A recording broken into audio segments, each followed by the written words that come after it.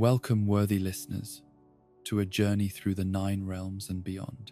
Tonight, we explore the complete saga of Thor Odinson, from his earliest days as an arrogant prince of Asgard to his transformation into one of the universe's greatest protectors.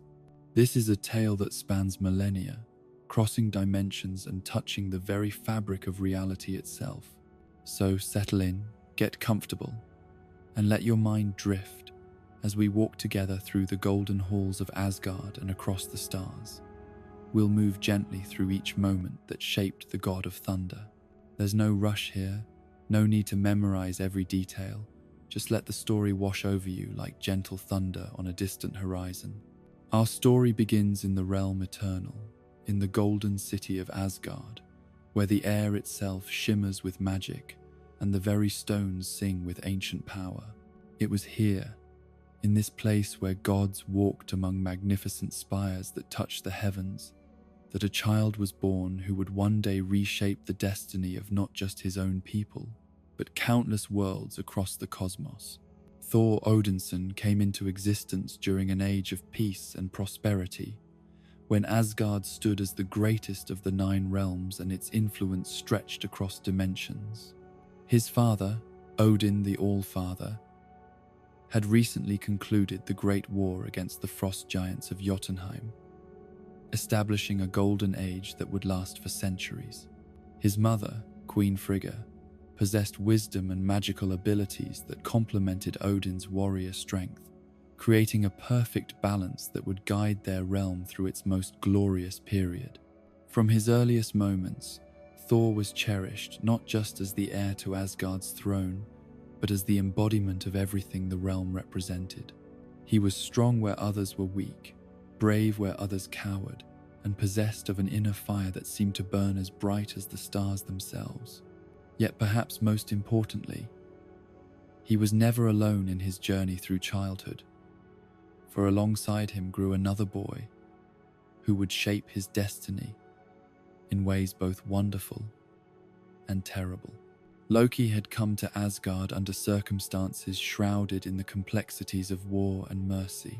Found as an infant in the ruins of Jotunheim after Odin's victory over the frost giants, he had been taken in by the royal family and raised as Thor's brother.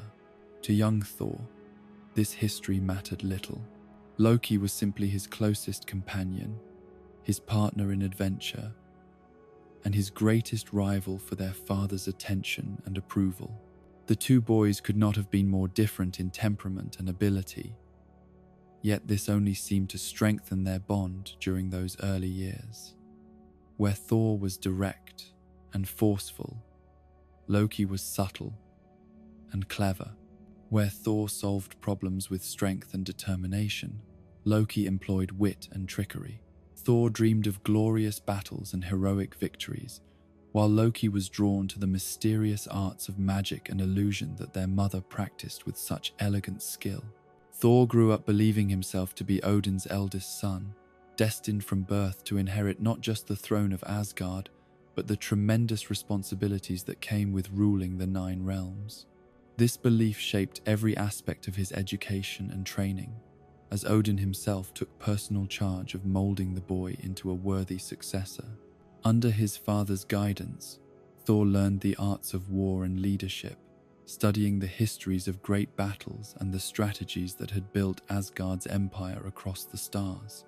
The training was rigorous and comprehensive, covering everything from swordplay and mounted combat to the subtle arts of diplomacy and statecraft. Thor excelled in the physical aspects of his education, showing a natural aptitude for weapons and warfare that impressed even Asgard's most seasoned warriors. His strength grew daily, along with his skill, until he could match men twice his age in single combat and lead soldiers who had served Asgard for centuries. Yet it was Frigga's influence that provided the emotional and moral foundation upon which Thor's character would ultimately rest. While Odin taught him to be strong, Frigga taught him to be good. She showed him that true power came not from the ability to dominate others, but from the wisdom to know when strength should be tempered with mercy. Her lessons in compassion and understanding would prove crucial in the trials that lay ahead, though their importance would not become clear until much later in his life. The relationship between Thor and Loki during these formative years was complex and multifaceted, built upon genuine affection, but complicated by their competitive natures and different approaches to winning their father's approval. Thor's straightforward personality meant that his achievements were visible and easily understood. Victories in combat, successful completion of training exercises, demonstrations of leadership among his peers. Loki's accomplishments were more subtle, involving the mastery of magical arts that few in Asgard truly comprehended or valued as highly as martial prowess. Despite their differences, or perhaps because of them, the brothers formed an inseparable bond during childhood. They shared adventures throughout the Golden City and beyond, exploring every corner of Asgard and getting into the sort of trouble that only royal princes could manage without serious consequences. Thor's strength and courage complemented Loki's intelligence and magical abilities, making them a formidable team when they worked together toward common goals. Yet even in these early days, there were signs of the tensions that would eventually tear them apart.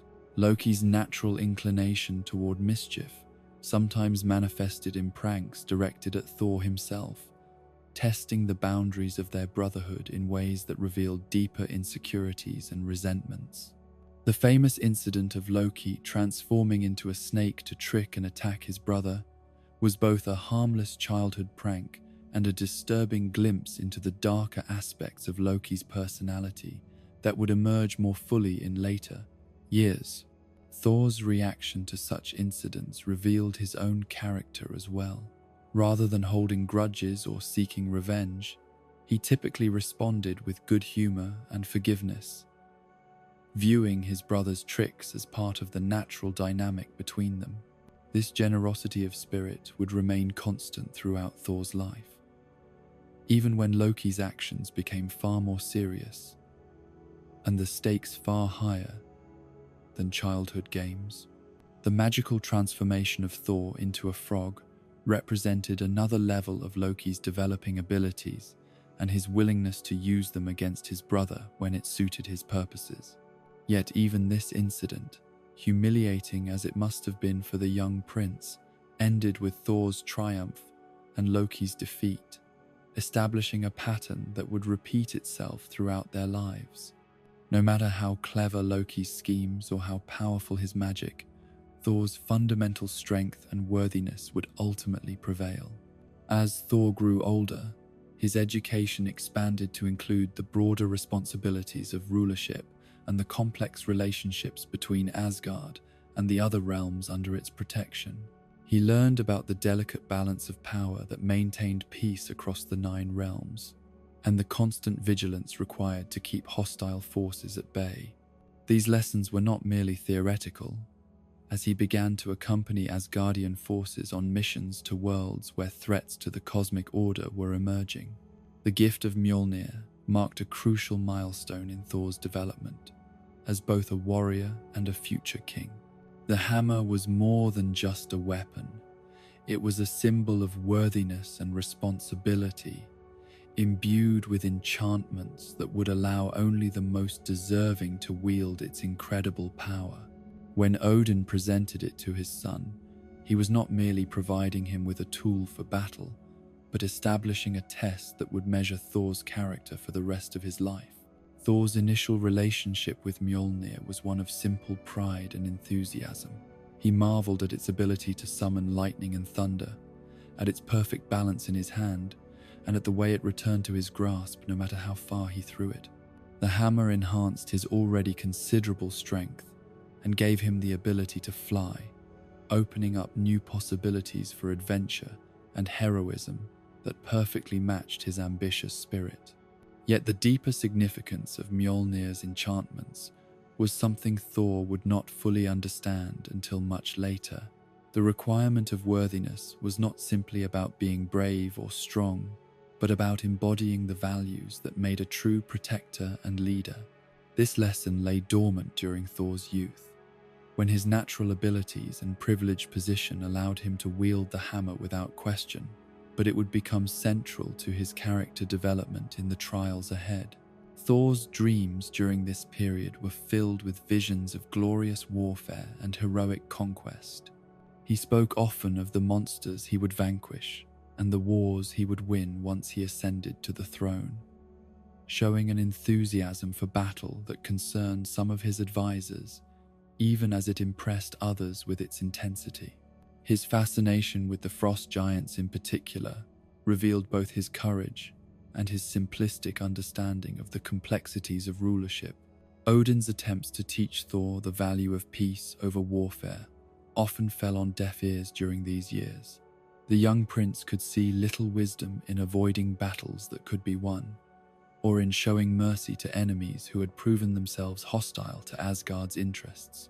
These philosophical differences between father and son would eventually lead to the crisis that defined Thor's transition from boyhood to true heroism, but for now they remained largely academic discussions rather than practical concerns.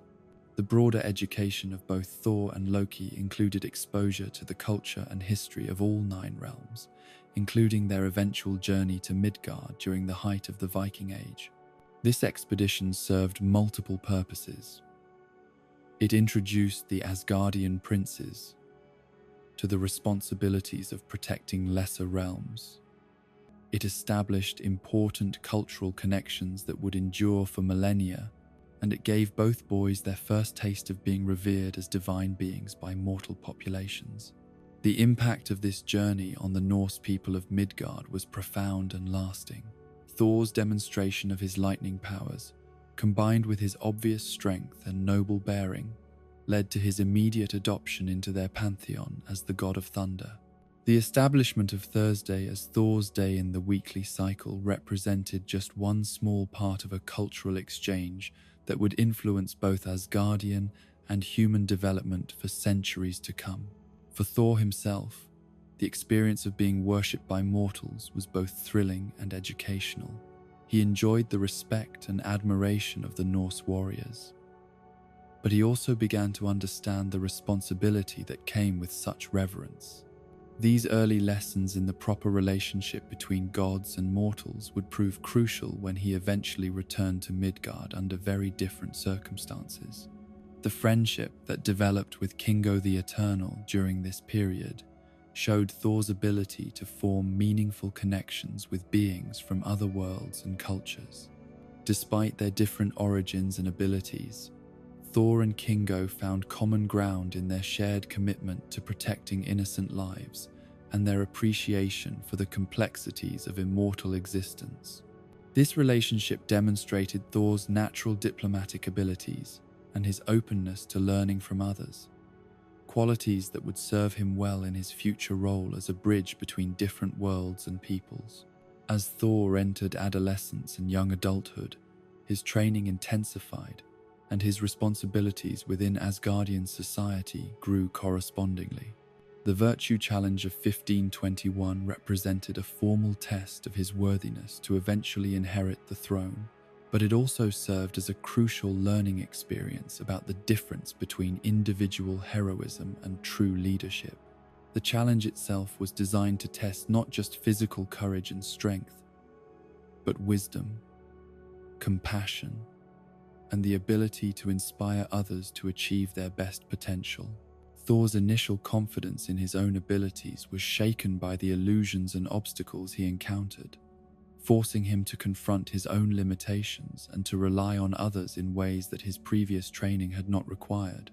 The realization that Loki was also affected by the illusions, and Thor's immediate action to help his brother overcome them, revealed the depth of their bond, and Thor's instinctive understanding that true strength came from lifting others up rather than standing alone. This lesson would be tested many times in the years ahead, as the brothers faced increasingly complex challenges that required both individual excellence and mutual support. The collaborative nature of the final challenges, where success depended on the cooperation of all participants rather than the dominance of any single individual, provided important insights into the type of leader Thor would need to become. His natural inclination was still toward personal glory and individual achievement, but the virtue challenge showed him glimpses of a different path that emphasized service over self-aggrandizement. The resolution of the conflict with Bruno and his family demonstrated Thor's growing maturity and his ability to find peaceful solutions to problems that might once have been resolved through combat. His intervention to prevent violence while still maintaining justice showed that he was beginning to internalize some of the lessons about wisdom and restraint that Odin had been trying to teach him. As Thor's reputation as a warrior and leader grew throughout Asgard and the other realms, so did his confidence in his own abilities and his eagerness to face greater challenges. He began leading his own expeditions against threats to the 9 realms, always accompanied by his closest friends and allies, the Warriors 3 and Lady Sif, who would remain his most trusted companions throughout the adventures ahead. These campaigns were uniformly successful, adding to Thor's growing legend and reinforcing his belief that strength and courage could overcome any obstacle. His victory over Ymir the renegade Asgardian was particularly significant, as it involved not just personal combat, but the leadership of other warriors and the resolution of a complex political situation that threatened Asgard's sovereignty. The capture of the dwarven smiths who had been corrupted by dark influences showed Thor's ability to distinguish between enemies who deserved destruction and those who could be redeemed through proper guidance. This mercy would become one of his defining characteristics, though it would not always be appreciated by those who preferred simpler solutions to complex problems. Throughout all these adventures, Thor's relationship with his weapons and his growing mastery of his lightning powers continued to evolve. Mjolnir became an extension of himself, responding to his will with perfect precision and amplifying his natural abilities in ways that made him one of the most formidable warriors in all the realms. Yet this power also brought temptation toward arrogance and overconfidence that would eventually need to be addressed. The period of peace that followed Thor's early military successes was both a blessing and a curse for his development. On one hand, it allowed Asgard to prosper and grow stronger while Thor matured into his role as heir to the throne. On the other hand, it left him restless and eager for new challenges that would test his abilities and prove his worth as a future king. This restlessness would eventually lead to the crisis that transformed Thor from a proud prince into a true hero. But for now, it simply simmered beneath the surface of his consciousness as he enjoyed the adulation of his people and the satisfaction of knowing that he had exceeded everyone's expectations for his growth and development. The stage was set for the greatest test of Thor's life, though he could not have imagined the form it would take or the profound changes it would bring to everything he thought he knew about himself, his family, and his destiny among the stars. The day that would change Thor's life forever began with all the pageantry and solemnity befitting the coronation of Asgard's future king. The great hall had been transformed into a magnificent ceremonial space, its golden walls adorned with banners representing all 9 realms and filled with the assembled nobility of Asgard. Every detail had been planned with meticulous care, from the positioning of the honor guards to the arrangement of the cosmic artifacts that would witness Thor's ascension to heir apparent. Thor himself had spent hours in preparation, his ceremonial armor polished to a mirror shine, and his winged helmet adjusted to perfect symmetry. The weight of tradition pressed upon him as he donned each piece of regalia, knowing that countless kings before him had worn similar garments during their own moments of triumph. Yet beneath the solemnity of the occasion, he could barely contain his excitement at finally achieving the recognition he had worked toward his entire life. The Warriors 3 had gathered early to share in their friend's moment of glory, their own ceremonial dress reflecting the honor of being chosen as witnesses to such a momentous occasion. Volstag's jovial demeanor was tempered by genuine pride in Thor's accomplishments, while Fandrel's usual wit was subdued by the gravity of what they were about to witness. Hogun, ever the thoughtful one, observed the proceedings with the careful attention of someone who understood the historical significance of the day. Lady Sif stood among the assembled nobles with quiet dignity, her warriors bearing unmarked by any hint of jealousy or resentment at being passed over for the throne she was equally qualified to hold. Her presence represented not just friendship but the support of Asgard's military establishment for Thor's eventual rule, a crucial endorsement that would legitimize his authority when the time came to lead their forces in battle. Loki had prepared for the ceremony with his characteristic attention to detail, ensuring that his appearance reflected both his status as a prince of Asgard and his role as Thor's brother and supporter. Yet beneath his carefully composed exterior, complex emotions swirled that he kept hidden from all observers. The ceremony represented not just Thor's triumph, but his own relegation to a permanent secondary position within the royal hierarchy. Queen Frigga watched the preparations with the mixed emotions of a mother seeing her son achieve his greatest ambition, while knowing that the responsibilities ahead would test him in ways he could not yet imagine. Her magical sight allowed her glimpses of possible futures, and while she saw great potential for heroism and leadership in Thor's destiny, she also sensed the trials and heartbreak that would be necessary to forge him into the king Asgard truly needed. Odin himself approached the ceremony with the weight of centuries pressing upon his consciousness. He had ruled Asgard through its greatest period of expansion and prosperity, establishing peace among the 9 realms through a combination of strength, wisdom, and careful diplomacy. The decision to pass leadership to the next generation was not made lightly, as he knew that his son would face challenges that would test every lesson he had tried to impart over the years. As the appointed hour arrived, the great hall filled with the assembled nobility of Asgard, their conversations creating a low murmur of anticipation that gradually faded to respectful silence as the ceremonial procession began. The ancient rituals that governed such occasions had been refined over millennia, each gesture and word carrying deep significance that connected the present moment to the long history of Asgardian kingship. Thor's entrance into the hall was met with enthusiastic cheers from the assembled crowd, their genuine affection for their prince evident in the warmth of their reception. He moved through the crowd with the easy confidence of someone accustomed to such attention, pausing to acknowledge friends and allies while maintaining the dignity appropriate to the occasion. The sight of so many faces filled with hope and expectation reinforced his own belief that he was ready for the responsibilities ahead. The ceremonial approach to the throne represented more than just a physical journey across the hall. It symbolized Thor's transition from prince to heir, from student to leader, from son to successor. Each step brought him closer to the moment he had dreamed about since childhood, when he would finally receive the recognition and authority that his birth and training had prepared him to wield. Odin's presence at the center of the ceremony commanded absolute attention from everyone present.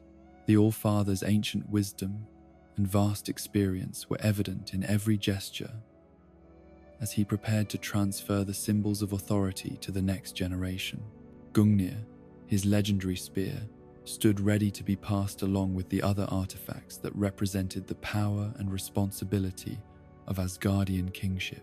The speech that Odin delivered before the assembled multitude carried the weight of centuries of hard-won wisdom about the true nature of leadership and the sacrifices required of those who would protect the innocent.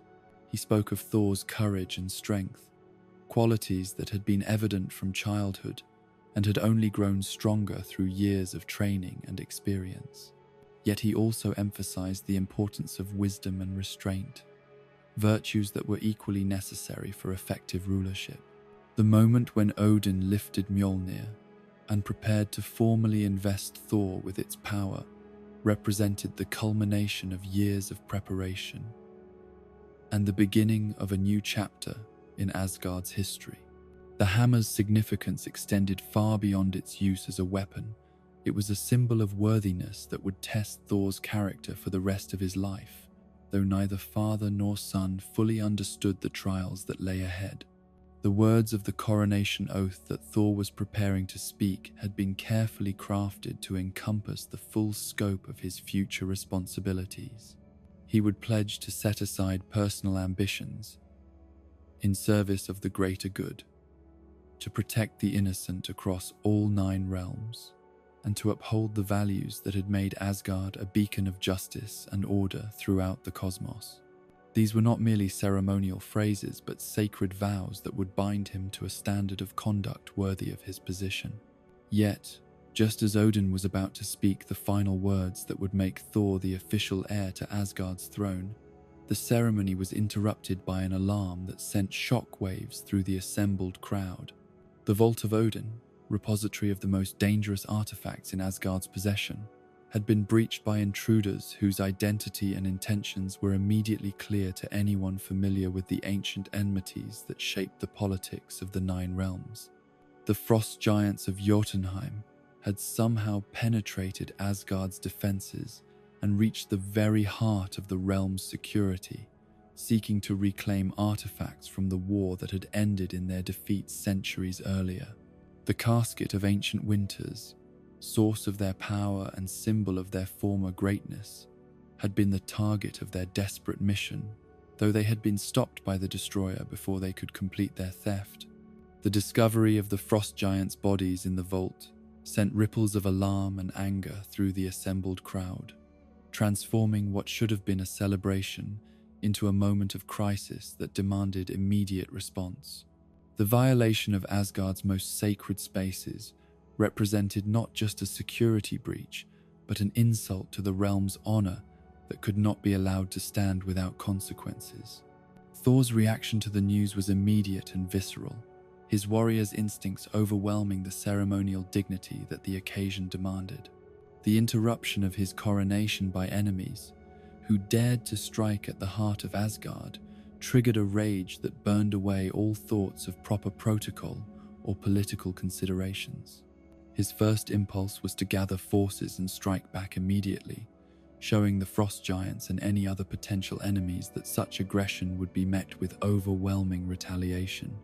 Odin's response to Thor's anger revealed the fundamental difference in their approaches to leadership and conflict resolution. Where Thor saw an insult that demanded immediate violent response, Odin saw a complex situation that required careful analysis and measured reaction. The All-Father's centuries of experience had taught him that the most obvious response to provocation was not always the wisest, and that true strength sometimes required the restraint to choose when and how to fight. The tension between father and son in this moment encapsulated years of philosophical disagreement about the proper use of power and the responsibilities of rulership. Thor's youth and enthusiasm made him eager to prove himself through decisive action, while Odin's wisdom counseled patience and consideration of long-term consequences. Neither perspective was entirely wrong, but their inability to find common ground would lead to the crisis that transformed both their lives. The Warriors 3 and Lady Sif found themselves caught between their loyalty to Thor and their respect for Odin's authority. Understanding their friend's anger, while recognizing the wisdom in their king's caution, their eventual decision to support Thor's plan to attack Jotunheim represented both their friendship and their own youthful belief that honor required immediate response to such provocations. Loki's role in encouraging Thor's anger and supporting his plan for retaliation was complex and multifaceted, driven by a mixture of genuine concern for Asgard's honor and his own psychological needs for recognition and importance.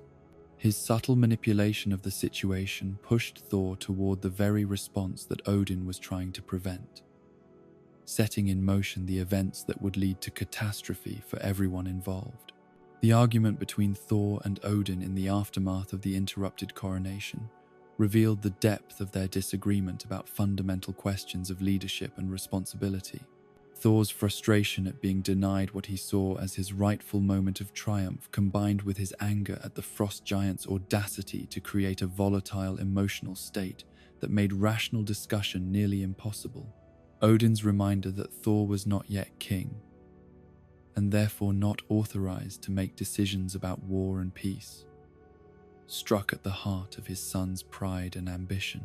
The years of preparation and training that had led to this moment seemed meaningless if he could not act when action was clearly called for, creating a sense of powerlessness that Thor found intolerable.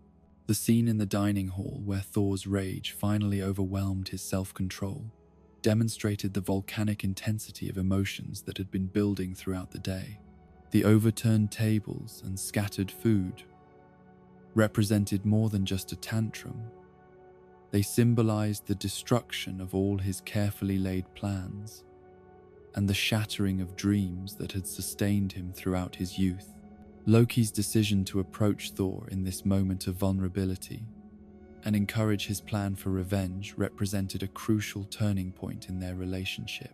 Whether motivated by genuine belief in the rightness of Thor's cause or by his own hidden agenda, Loki's words provided the final push that Thor needed to move from angry contemplation to decisive action. The recruitment of the warriors Three and Lady Sif for the mission to Jotunheim required Thor to overcome their initial reluctance and convince them that the cause was just despite its clear violation of Odin's direct orders. His appeal to their friendship and their shared commitment to Asgard's honor proved more persuasive than their concerns about the risks involved, though they all understood that they were embarking on a path that could not be undone. The journey to the Bifrost Bridge represented the point of no return for Thor's rebellion against his father's authority.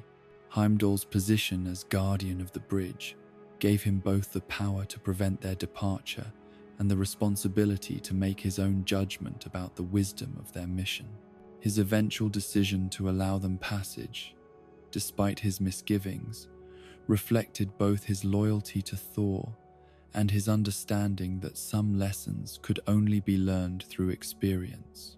The warnings that Heimdall offered as they prepared to depart were prophetic in their accuracy, though Thor was too consumed with anger and determination to heed their wisdom.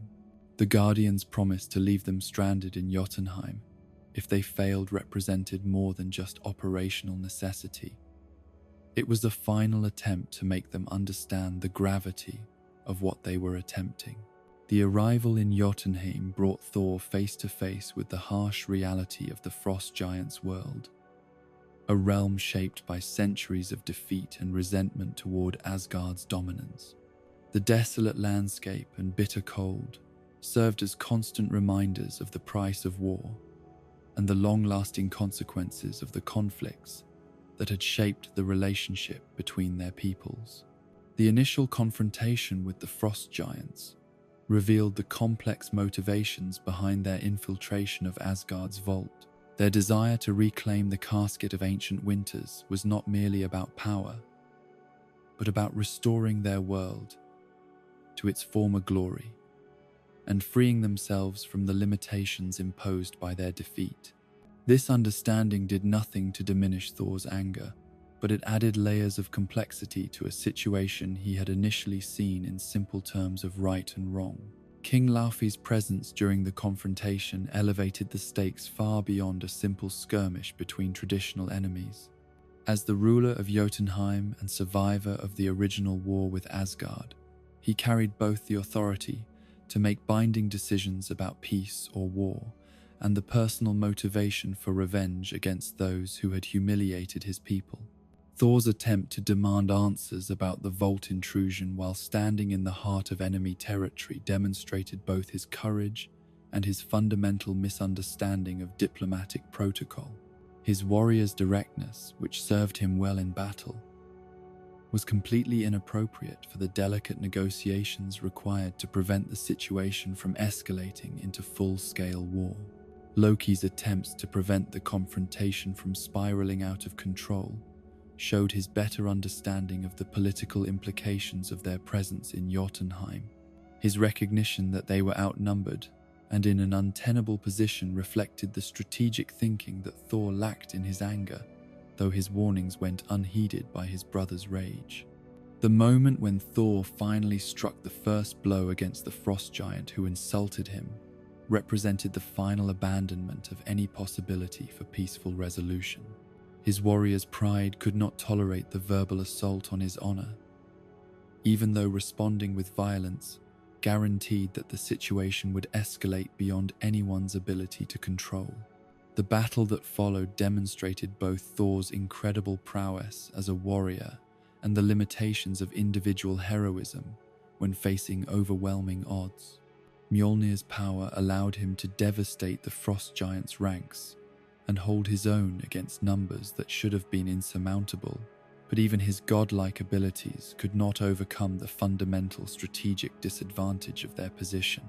The Warriors Three and Lady Sif fought with the skill and courage that had made them legends throughout the Nine Realms, but they too found themselves pushed to their limits by the desperate fury of enemies fighting to defend their homeland. Fandral's injury served as a stark reminder that even the greatest warriors were not invincible when facing determined opposition on hostile ground. The appearance of the Frost Beast and the escalation of the conflict to truly dangerous levels marked the point where Thor's mission shifted from seeking answers to simply surviving long enough to escape. The creature's immense size and power represented a threat that even Thor could not face alone, requiring all his skill and the combined efforts of his allies to overcome. The arrival of Odin in Jotunheim just as the situation reached its most desperate point represented both salvation and judgment for Thor and his companions. The All-Father's power was sufficient to protect them from immediate destruction, but his presence also meant that their disobedience could no longer be hidden or excused as a momentary lapse in judgment. The confrontation between Odin and King Laufey carried the weight of centuries of history and the potential for renewed war between their peoples. Odin's attempt to minimize Thor's actions as the recklessness of youth was both diplomatic necessity and genuine concern for his son, though it could not entirely undo the damage that had been done to the fragile peace between their realms. Laufey's declaration that war had already begun reflected the frost giant's perspective that Asgard's previous actions, including the theft of the casket of ancient winters, had never been forgiven or forgotten. Thor's invasion of Jotunheim was simply the latest provocation in a conflict that had been simmering beneath the surface for generations. The return to Asgard through the Bifrost Bridge was marked by a silence that spoke volumes about the gravity of what had just occurred. Thor's initial anger was beginning to give way to understanding of the consequences his actions had brought upon not just himself, but his friends, his family, and potentially both realms. Odin's fury at Thor's disobedience was magnified by his understanding of how close they had come to reigniting a war that had cost countless lives and taken generations to resolve. The All-Father's responsibility for maintaining peace among the Nine Realms made Thor's reckless action not just a personal betrayal, but a threat to everything he had worked to build. The decision to strip Thor of his powers and banish him to Midgard was born from Odin's recognition that his son's fundamental character flaws could not be addressed through conventional punishment or instruction.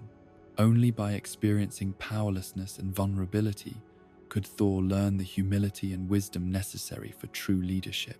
The enchantment placed upon Mjolnir as it was cast after Thor through the Bifrost established the test that would determine his worthiness to reclaim his heritage.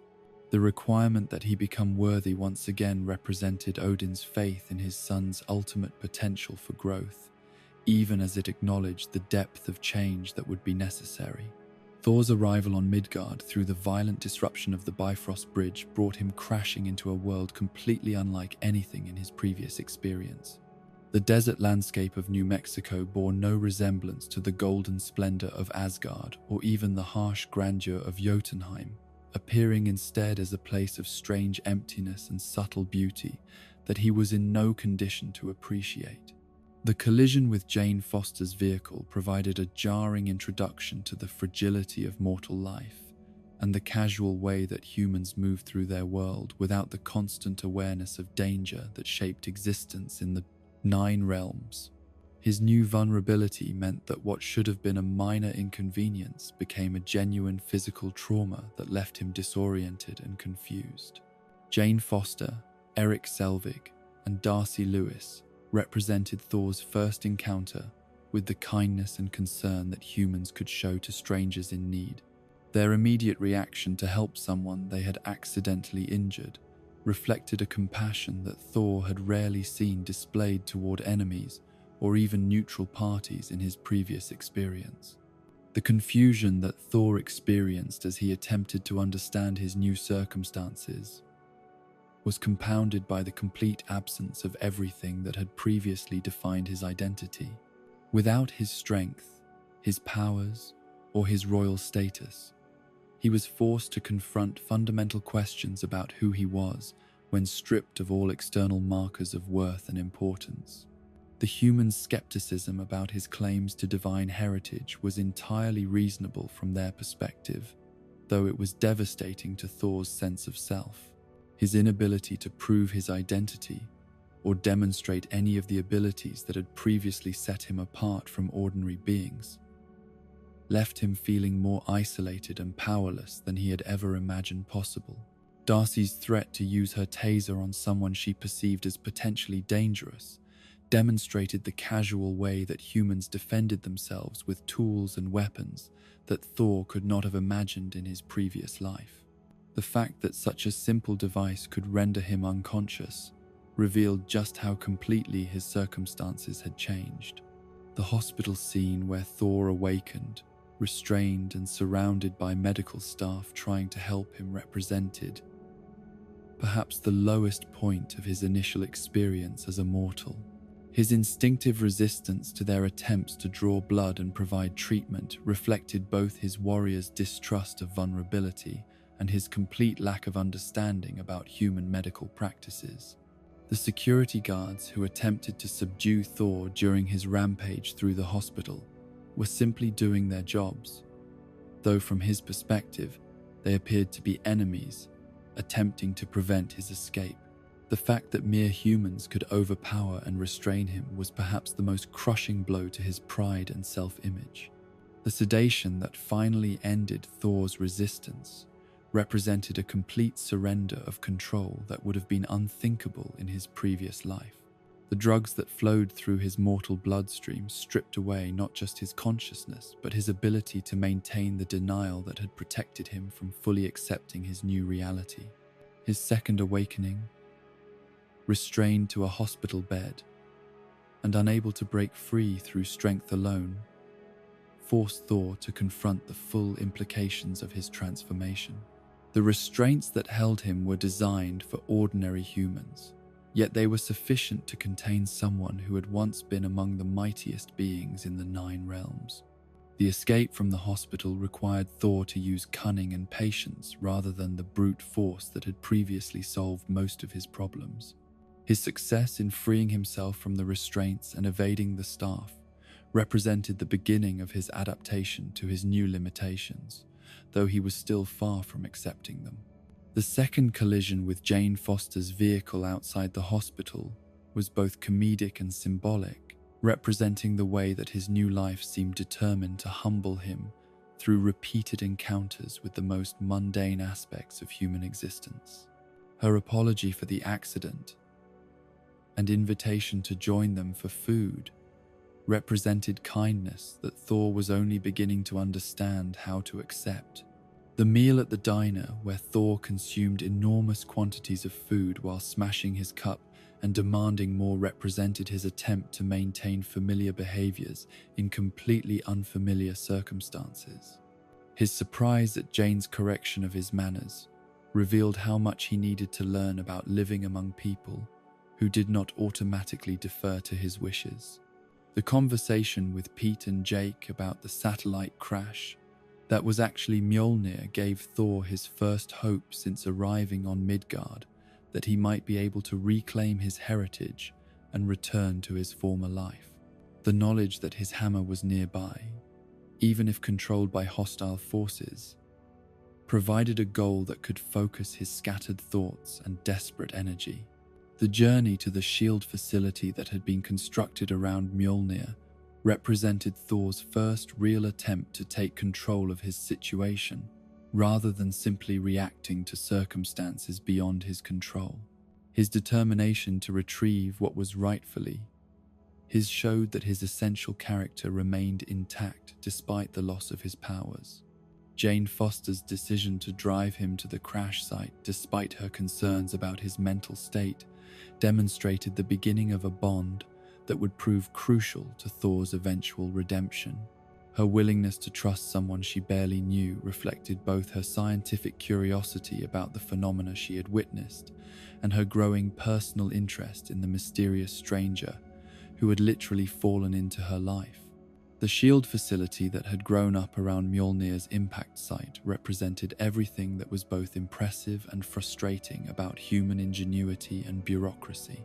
Where the hammer had fallen, creating a crater that defied easy explanation, an entire temporary research complex had emerged within hours, complete with scientific equipment, security perimeters, and enough personnel to staff a small military base. The efficiency of the response was remarkable, yet it also demonstrated the humans' immediate impulse to contain and control anything they didn't understand, rather than approaching it with the reverence it deserved. Agent Phil Coulson had been placed in charge of the operation, bringing to bear years of experience dealing with unusual phenomena and potential threats to national security. His calm demeanor and methodical approach to problem solving made him well suited for situations that might overwhelm less experienced operatives, though nothing in his training had prepared him for the reality of dealing with actual divine artifacts and their displaced owners. The scientists who had been brought in to study Mjolnir represented the best that human knowledge could offer, yet their instruments and theories were woefully inadequate for understanding the true nature of what they were examining. The hammer's composition defied analysis. Its weight seemed to vary depending on who attempted to move it, and the energy readings it produced made no sense according to any known laws of physics.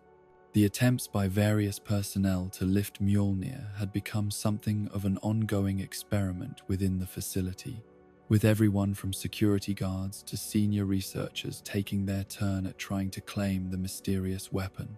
The complete failure of every attempt, regardless of the lifter's strength, training, or technique, had transformed what should have been a scientific study into something closer to a carnival attraction. Thor's approach to the facility perimeter was aided by the storm clouds that had been gathering since his arrival on Midgard, their ominous presence serving as both camouflage for his infiltration and a subtle reminder of the cosmic forces that were still connected to his presence even without his conscious control. The rain that began to fall as he prepared for his assault seemed almost like a benediction, washing away the dust and heat of the desert and preparing the stage for what was about to unfold. The security measures that S.H.I.E.L.D. had put in place around the crater were impressive by human standards, but they had been designed to keep out ordinary intruders rather than a trained Asgardian warrior, even one stripped of his supernatural abilities. Thor's years of combat experience and tactical training allowed him to identify weaknesses in their perimeter that less skilled opponents would never have noticed. The guards he encountered during his infiltration were professional and well-trained, responding to his presence with appropriate protocols and reasonable force. Yet their techniques and equipment were designed for dealing with human adversaries, leaving them unprepared for someone whose fighting skills had been honed through centuries of warfare against opponents far more dangerous than anything they could imagine. Jackson and Delaney, the first guards to confront Thor, represented the human tendency to underestimate threats that didn't fit their preconceived notions of danger.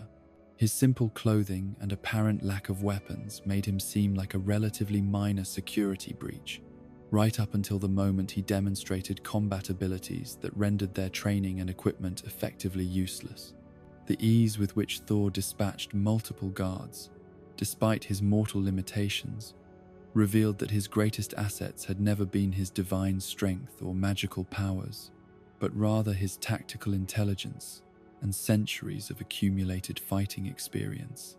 Every move he made was precisely calculated to achieve maximum effect with minimum effort, showing that true mastery of combat transcended mere physical ability. The SHIELD agents who responded to the security breach found themselves facing an opponent unlike anything in their previous experience. His techniques were unfamiliar, yet devastatingly effective. His timing was perfect, and his apparent indifference to their weapons and tactics suggested either supreme confidence or complete insanity. Most disturbing of all was his clear, objective focus on reaching the crater rather than causing unnecessary harm to personnel. The large guard, whom Thor acknowledged as big, but not the biggest, before defeating him, represented the kind of physical challenge that the fallen prince had once considered trivial, but now required careful strategy to overcome. The muddy wrestling match that ensued was undignified by Asgardian standards, yet it also demonstrated Thor's willingness to adapt his methods to his new circumstances rather than clinging to obsolete approaches. Clint Barton's presence on the perimeter, with his bow trained on Thor and orders to fire if necessary, added a layer of tension to the infiltration that the prince was completely unaware of in his single-minded focus on reaching Mjolnir. The archer's skill and patience represented exactly the kind of threat that could have ended Thor's mission before it truly began, had Coulson decided that lethal force was warranted. The moment when Thor finally reached Mjolnir and grasped its handle was both the culmination of his desperate plan and the beginning of his deepest despair. The hammer that had been his constant companion for centuries, that had responded to his will with perfect obedience, now sat as immovable as a mountain despite all his efforts to lift it. The enchantment that Odin had placed upon it was working exactly as intended, but its effect on Thor was devastating. The rain that fell on Thor as he knelt beside the hammer seemed to wash away not just the dust and sweat of his struggle, but the last remnants of his denial about what had happened to him. The realization that his father had not merely stripped him of his powers, but had fundamentally changed the nature of his relationship with the weapon that defined his identity, struck him with the force of a physical blow. His cry of anguish as he sank to his knees beside the unmovable hammer was the sound of a soul breaking under the weight of ultimate failure. Everything he had believed about himself, everything that had given his life meaning and direction, had been revealed as conditional upon a worthiness that he apparently no longer possessed. The gods could be stripped of their divinity, princes could become paupers, and even the mightiest weapons could reject their former wielders. Phil Coulson's approach during this moment of vulnerability demonstrated both professional competence and surprising compassion. Rather than immediately moving to arrest or interrogate the intruder, he allowed Thor a moment to process his grief before giving his agents the order to take him into custody. This small gesture of humanity would prove more significant than anyone present could have imagined. The Asgardian symbol that Thor noticed on Mjolnir's handle as he was led away served as a final reminder of everything he had lost and might never regain. The familiar runes that had once been a source of pride and identity now seemed to mock his current powerlessness. Yet they also represented the only remaining connection to his true heritage in a world that otherwise treated him as just another delusional vagrant. The interrogation room where Coulson brought Thor was designed to be simultaneously comfortable and intimidating. A careful balance that encouraged cooperation while reminding subjects of their powerless position.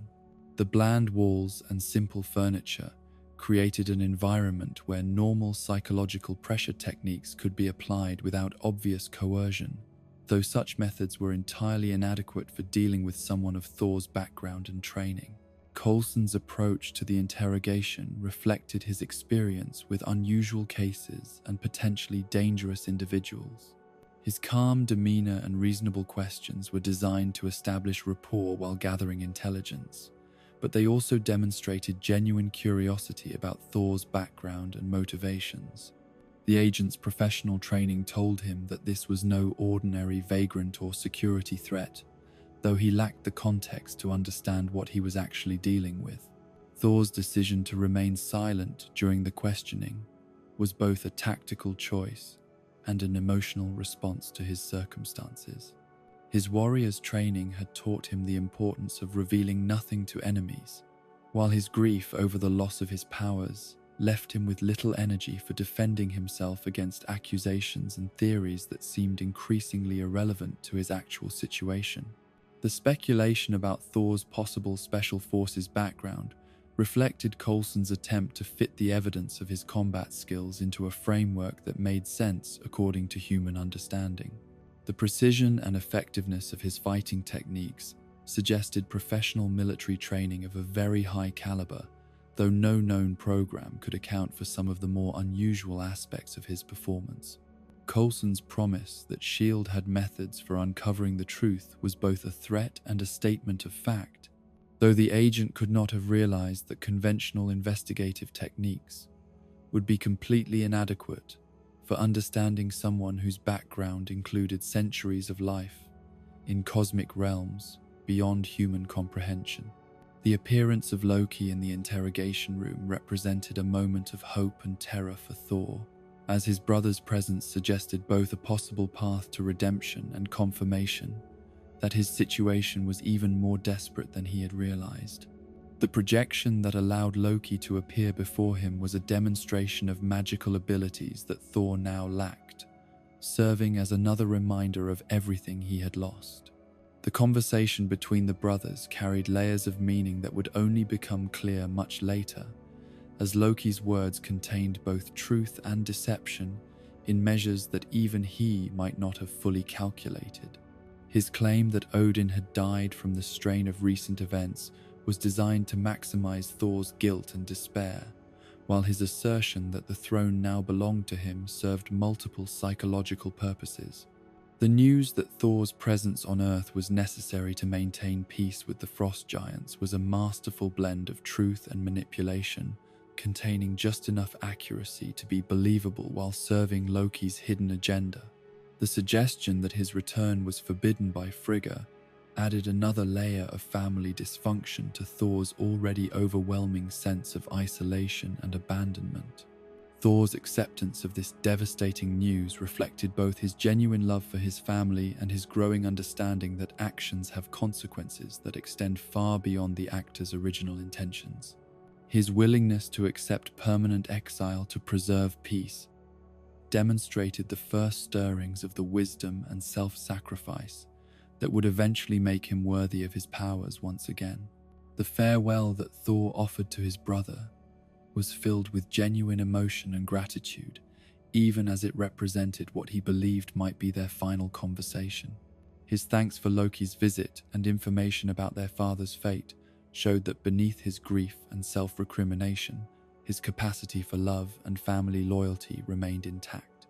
Coulson's return to find Thor, apparently talking to empty air, added another layer to the agent's growing file of inexplicable behavior from their mysterious prisoner. The pattern of unusual claims and apparently delusional conversations was beginning to suggest either sophisticated psychological manipulation or genuine mental instability, though neither explanation fully accounted for the evidence. The arrival of Erik Selvig at the S.H.I.E.L.D. facility represented the first piece of genuinely good fortune that Thor had experienced since his banishment, though it came disguised as potential humiliation. Selvig's decision to pose as Thor's colleague and claim responsibility for his behavior was both an act of kindness and a calculated risk that demonstrated his growing investment in the strange man who had disrupted their research. The fabricated story about Donald Blake and their supposed collaborative work provided just enough plausible detail to satisfy S.H.I.E.L.'s immediate concerns while creating a framework for Thor's release that didn't require extensive background verification. Selvig's academic credentials and reputation gave weight to his claims, while the explanation of alcohol-fueled grief over lost equipment provided a believable motive for erratic behavior. Coulson's decision to release Thor into Selvig's custody reflected both bureaucratic pragmatism and intuitive judgment about the relative threat levels involved. The prisoner had demonstrated impressive combat skills, but had shown no interest in causing unnecessary harm to personnel, while his apparent emotional breakdown suggested someone dealing with genuine psychological trauma rather than calculated malice. The covert theft of Jane's notebook during the release process demonstrated that Thor was beginning to adapt to his new circumstances by using stealth and cunning rather than relying solely on direct confrontation. His understanding that the research data was important to Jane, and their work represented growing awareness of others' needs and priorities beyond his own immediate concerns. The tavern where Thor and Selvig shared drinks provided a neutral setting for the first real conversation the fallen prince had enjoyed since his arrival on Midgard. The alcohol that flowed between them served both as social lubricant and as a way for Thor to temporarily escape the crushing weight of his new reality, while Selvig's presence offered the first genuine human friendship he had experienced. Thor's admission of uncertainty about his future represented a fundamental shift in his worldview from the absolute confidence that had characterized his previous existence. The acknowledgement that he didn't know what would happen next was both terrifying and liberating, opening possibilities for growth and change that his former arrogance had never allowed. Selvig's expression of concern for Jane's safety demonstrated the protective instincts that had motivated his intervention with S.H.I.E.L.D., while also revealing the depth of his commitment to his colleague and friend. His need for reassurance about Thor's intentions showed both reasonable caution and growing personal investment in the outcome of their interaction.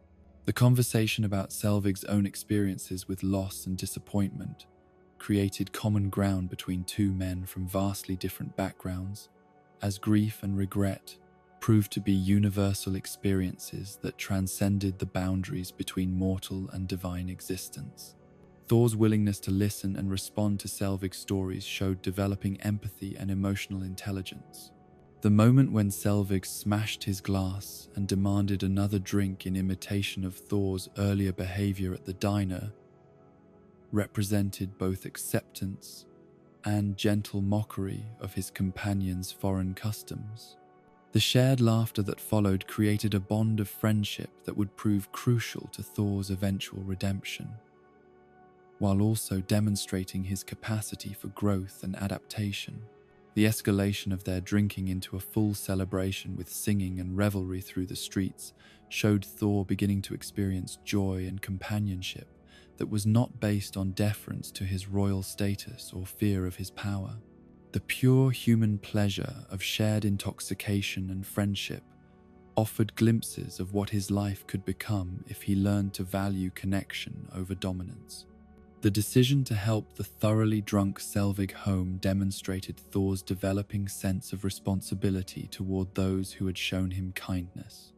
His careful attention to his new friend's welfare reflected growing understanding that strength could be expressed through protection and care rather than conquest and domination. The conversation on the rooftop with Jane represented the first time since his banishment that Thor had experienced the simple pleasure of sharing knowledge and ideas with someone who appreciated his perspective. The discussion of the 9 realms and the true nature of the Rainbow Bridge allowed him to be useful and valued for his intelligence rather than pitied for his apparent delusions. Jane's fascination with his explanations about cosmic phenomena and dimensional travel showed that his knowledge still had value, even without the power to act upon it. Her enthusiasm for understanding the universe's hidden structures reminded him of his own youthful curiosity about the realms beyond Asgard, while her determination to continue her research despite setbacks demonstrated the kind of courage he was learning to admire. The return of Jane's notebook represented Thor's first successful attempt to help solve a problem through cunning and stealth rather than direct confrontation. His pride in retrieving her stolen research materials showed growing understanding that heroism could take many forms, while her delight in recovering her work reinforced the value of actions taken to benefit others rather than to gain personal glory. The gentle way that Thor ensured Jane's comfort as she fell asleep on the rooftop demonstrated developing tenderness and protectiveness that had nothing to do with royal obligation or divine duty. His willingness to keep watch over her rest showed that his capacity for love and care was expanding beyond the narrow bounds of family and formal loyalty to include genuine concern for mortals who had earned his respect. The arrival of the Warriors 3 and Lady Sif on Midgard represented both validation of Thor's claims about his divine heritage and the beginning of a new crisis that would test everything he had learned during his time in exile. Their presence proved that he had been telling the truth about his origins, while their obvious concern for his welfare demonstrated the loyalty and affection that his leadership had inspired among Asgard's greatest warriors. The reunion between Thor and his oldest friends was bittersweet, filled with joy at seeing familiar faces but shadowed by his awareness of how much he had changed during his exile. Their obvious shock at his transformed appearance and apparent powerlessness forced him to confront the full extent of his fall from grace, while their continued loyalty, despite his circumstances, showed the depth of bonds forged through shared trials and victories. The explanation of events in Asgard following his banishment revealed the true scope of the crisis that his actions had precipitated. Loki's ascension to the throne and his apparent willingness to allow the frost giants access to Asgard represented threats that Thor was now powerless to address through traditional means, while the revelation that Odin still lived meant that his acceptance of permanent exile had been based on false information.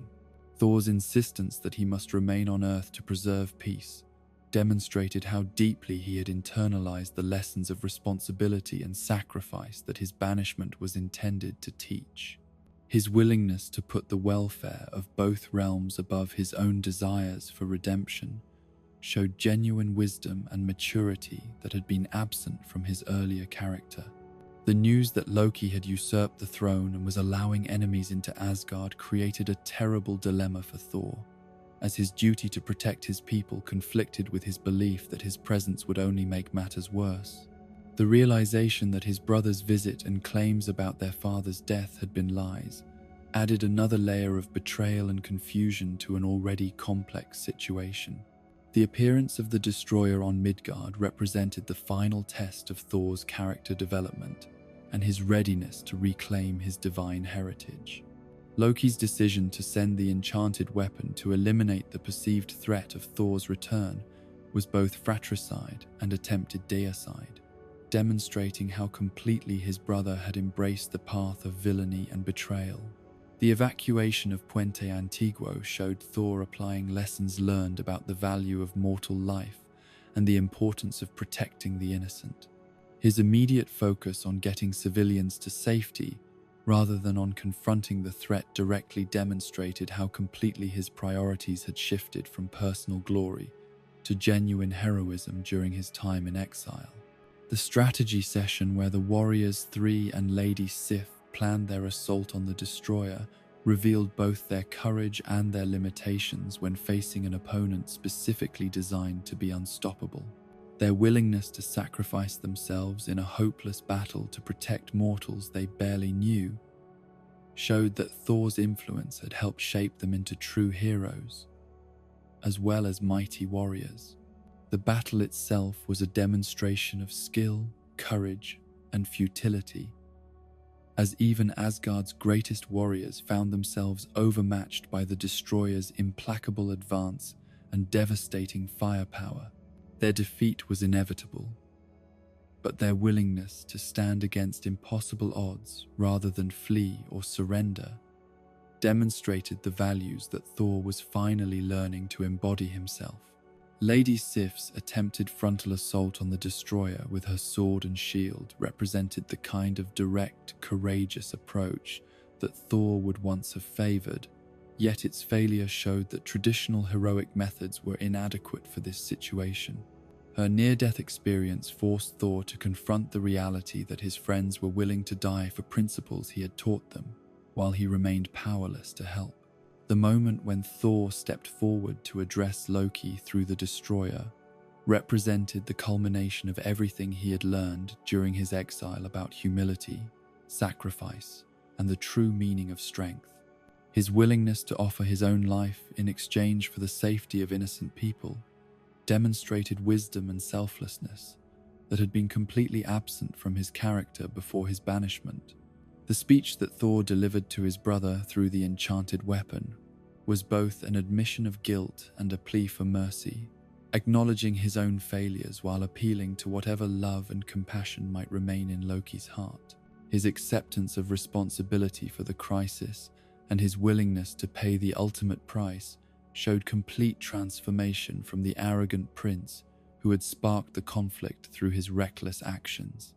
The Destroyer's apparent acceptance of Thor's sacrifice, followed by its sudden betrayal and fatal attack, represented Loki's final rejection of any possibility for reconciliation or redemption. The brother who had once shared adventures and dreams now valued revenge more than family bonds, choosing to murder rather than forgive. Thor's death protecting Jane Foster represented the ultimate expression of selfless love, as he gave his life not for glory or recognition, but simply to save someone he cared about from harm. His final moments of consciousness were spent not in anger or regret, but in gratitude for the opportunity to do something genuinely good, even in his powerless state. The moment when Mjolnir sensed Thor's sacrifice and responded by returning to his hand represented the completion of Odin's test and the validation of everything the All-Father had hoped his son might become. The hammer's flight from the shield facility to Thor's grasp was not just the restoration of a weapon, but the acknowledgement of worthiness that had been earned through suffering, growth, and ultimate self-sacrifice. The lightning that surrounded Thor as his powers returned was both a dramatic demonstration of divine might and a symbolic representation of his spiritual rebirth. The armor that materialized around his restored form was the same he had worn as a prince.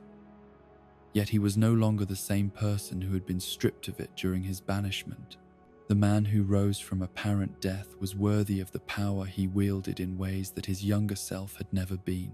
The battle against the Destroyer that followed Thor's resurrection was swift and decisive, demonstrating the difference between mere power and power guided by wisdom and purpose. His tactical approach to defeating the enchanted weapon showed that he had learned to think before acting, while his protection of innocent bystanders revealed how completely his priorities had shifted from personal glory to genuine heroism. The whirlwind that Thor created around the Destroyer before lifting it into the air showed his mastery not just of his abilities but of creative problem-solving under pressure. His decision to use the weapon's own energy against it demonstrated tactical thinking that had been largely absent from his earlier approach to combat, while his success proved that wisdom and power made an unbeatable combination. The destruction of the Destroyer, through the redirection of its own destructive force, was both poetic justice and practical efficiency, eliminating the threat while minimizing collateral damage to the surrounding area. Thor's emergence from the conflict as the clear victor represented not just the triumph of good over evil, but the vindication of Odin's faith in his son's potential for growth and redemption. The reunion with Jane Foster after his victory was charged with emotion and possibility, representing both gratitude for her role in his transformation and hope for a future that might bridge the gap between divine and mortal existence. His promise to return for her was both romantic declaration and statement of intent about the kind of king he wanted to become. The restoration of his relationship with the Bifrost and his ability to travel between realms represented the final step in Thor's redemption, as Heimdall's acknowledgement of his worthiness allowed him to reclaim not just his powers, but his place in the cosmic order. The journey back to Asgard would bring new challenges and responsibilities, but he was finally prepared to face them with the wisdom and humility that true leadership required. The return to Asgard brought Thor face to face with consequences he had never anticipated, as the golden realm he remembered had been transformed by his absence into something darker and more troubled. The rainbow bridge stretched before him as magnificent as ever, its crystalline surface reflecting the stars of distant galaxies, yet there was a tension in the air that spoke of conflicts unresolved and dangers still lurking beneath the surface of apparent normalcy. Heimdall's condition upon Thor's arrival revealed the true scope of the crisis that had unfolded during his banishment. The guardian of the Bifrost, who had seemed invincible throughout Thor's youth, now bore wounds that spoke of betrayal from within, rather than assault from without. The sight of his father's most trusted ally injured and weakened was a stark reminder that power struggles within Asgard could be as dangerous as any external threat. The urgency with which Thor moved through the familiar corridors of his childhood home reflected his growing understanding that every moment of delay might cost innocent lives. The palace that had once been a place of celebration and ceremony had become a battlefield where brother would face brother in a conflict that would determine not just the fate of Asgard but the survival of entire worlds. The Warriors 3 and Lady Sif's immediate focus on getting Heimdall to the healing chamber demonstrated their loyalty not just to Thor, but to the principles of honor and duty that had guided their actions throughout their lives. Their willingness to set aside their own concerns to care for a wounded ally showed the depth of character that had made them worthy companions for a prince and would make them invaluable supporters for a king. The journey to Odin's chamber brought Thor into the heart of a deception that had been carefully crafted to manipulate not just the Asgardian people, but the cosmic forces that maintained order among the 9 realms. The sight of his father lying apparently lifeless while Loki stood watch was a tableau designed to evoke sympathy and support for the new ruler. Yet Thor's growing wisdom allowed him to see through the performance to the calculated malice beneath. Frigga's presence in the chamber added layers of complexity to the situation, as her genuine grief over her husband's condition contrasted sharply with Loki's theatrical concern. The Queen's relief at seeing Thor alive and restored to his rightful place was evident in every gesture, yet her awareness of the family's fracturing bonds cast a shadow over their reunion that no amount of joy could entirely dispel. Loki's explanation for his recent actions was a masterpiece of half-truths and carefully constructed logic, designed to present his betrayal as necessary heroism and his pursuit of power as reluctant duty. His claim to have saved Odin from Laufey's attack contained just enough plausibility to be believable, while his assertion that killing the frost giant king had been an act of protection rather than murder served to justify what was actually calculated aggression. The revelation of Loki's true intentions came not through dramatic confession but through Thor's patient observation of inconsistencies in his brother's story and behavior. The prince, who had once been too impulsive to notice deception, now possessed the wisdom to look beyond surface appearances and recognize the patterns of manipulation that shaped everything Loki did. The confrontation between the brothers began not with violence but with disappointment, as Thor realized that the person he had loved and trusted throughout his life had become someone he barely recognized. The loss of that relationship was perhaps more painful than any physical wound could have been, representing the destruction of childhood innocence and the burden of adult responsibility for family dysfunction. Frigga's shock at learning the truth about Loki's deception was devastating to witness, as the queen who had raised both boys with equal love and care was forced to confront the reality that one of her sons had embraced evil despite everything she had tried to teach him. Her maternal anguish added emotional weight to what might otherwise have been simply a political crisis. The battle that erupted when Loki used Gungnir to attack Thor represented more than just a struggle for control of Asgard. It was the final shattering of family bonds that had once seemed unbreakable. The sacred spear that symbolized legitimate royal authority had become a weapon of usurpation and fratricide, its power corrupted by the illegitimate purposes for which it was being used.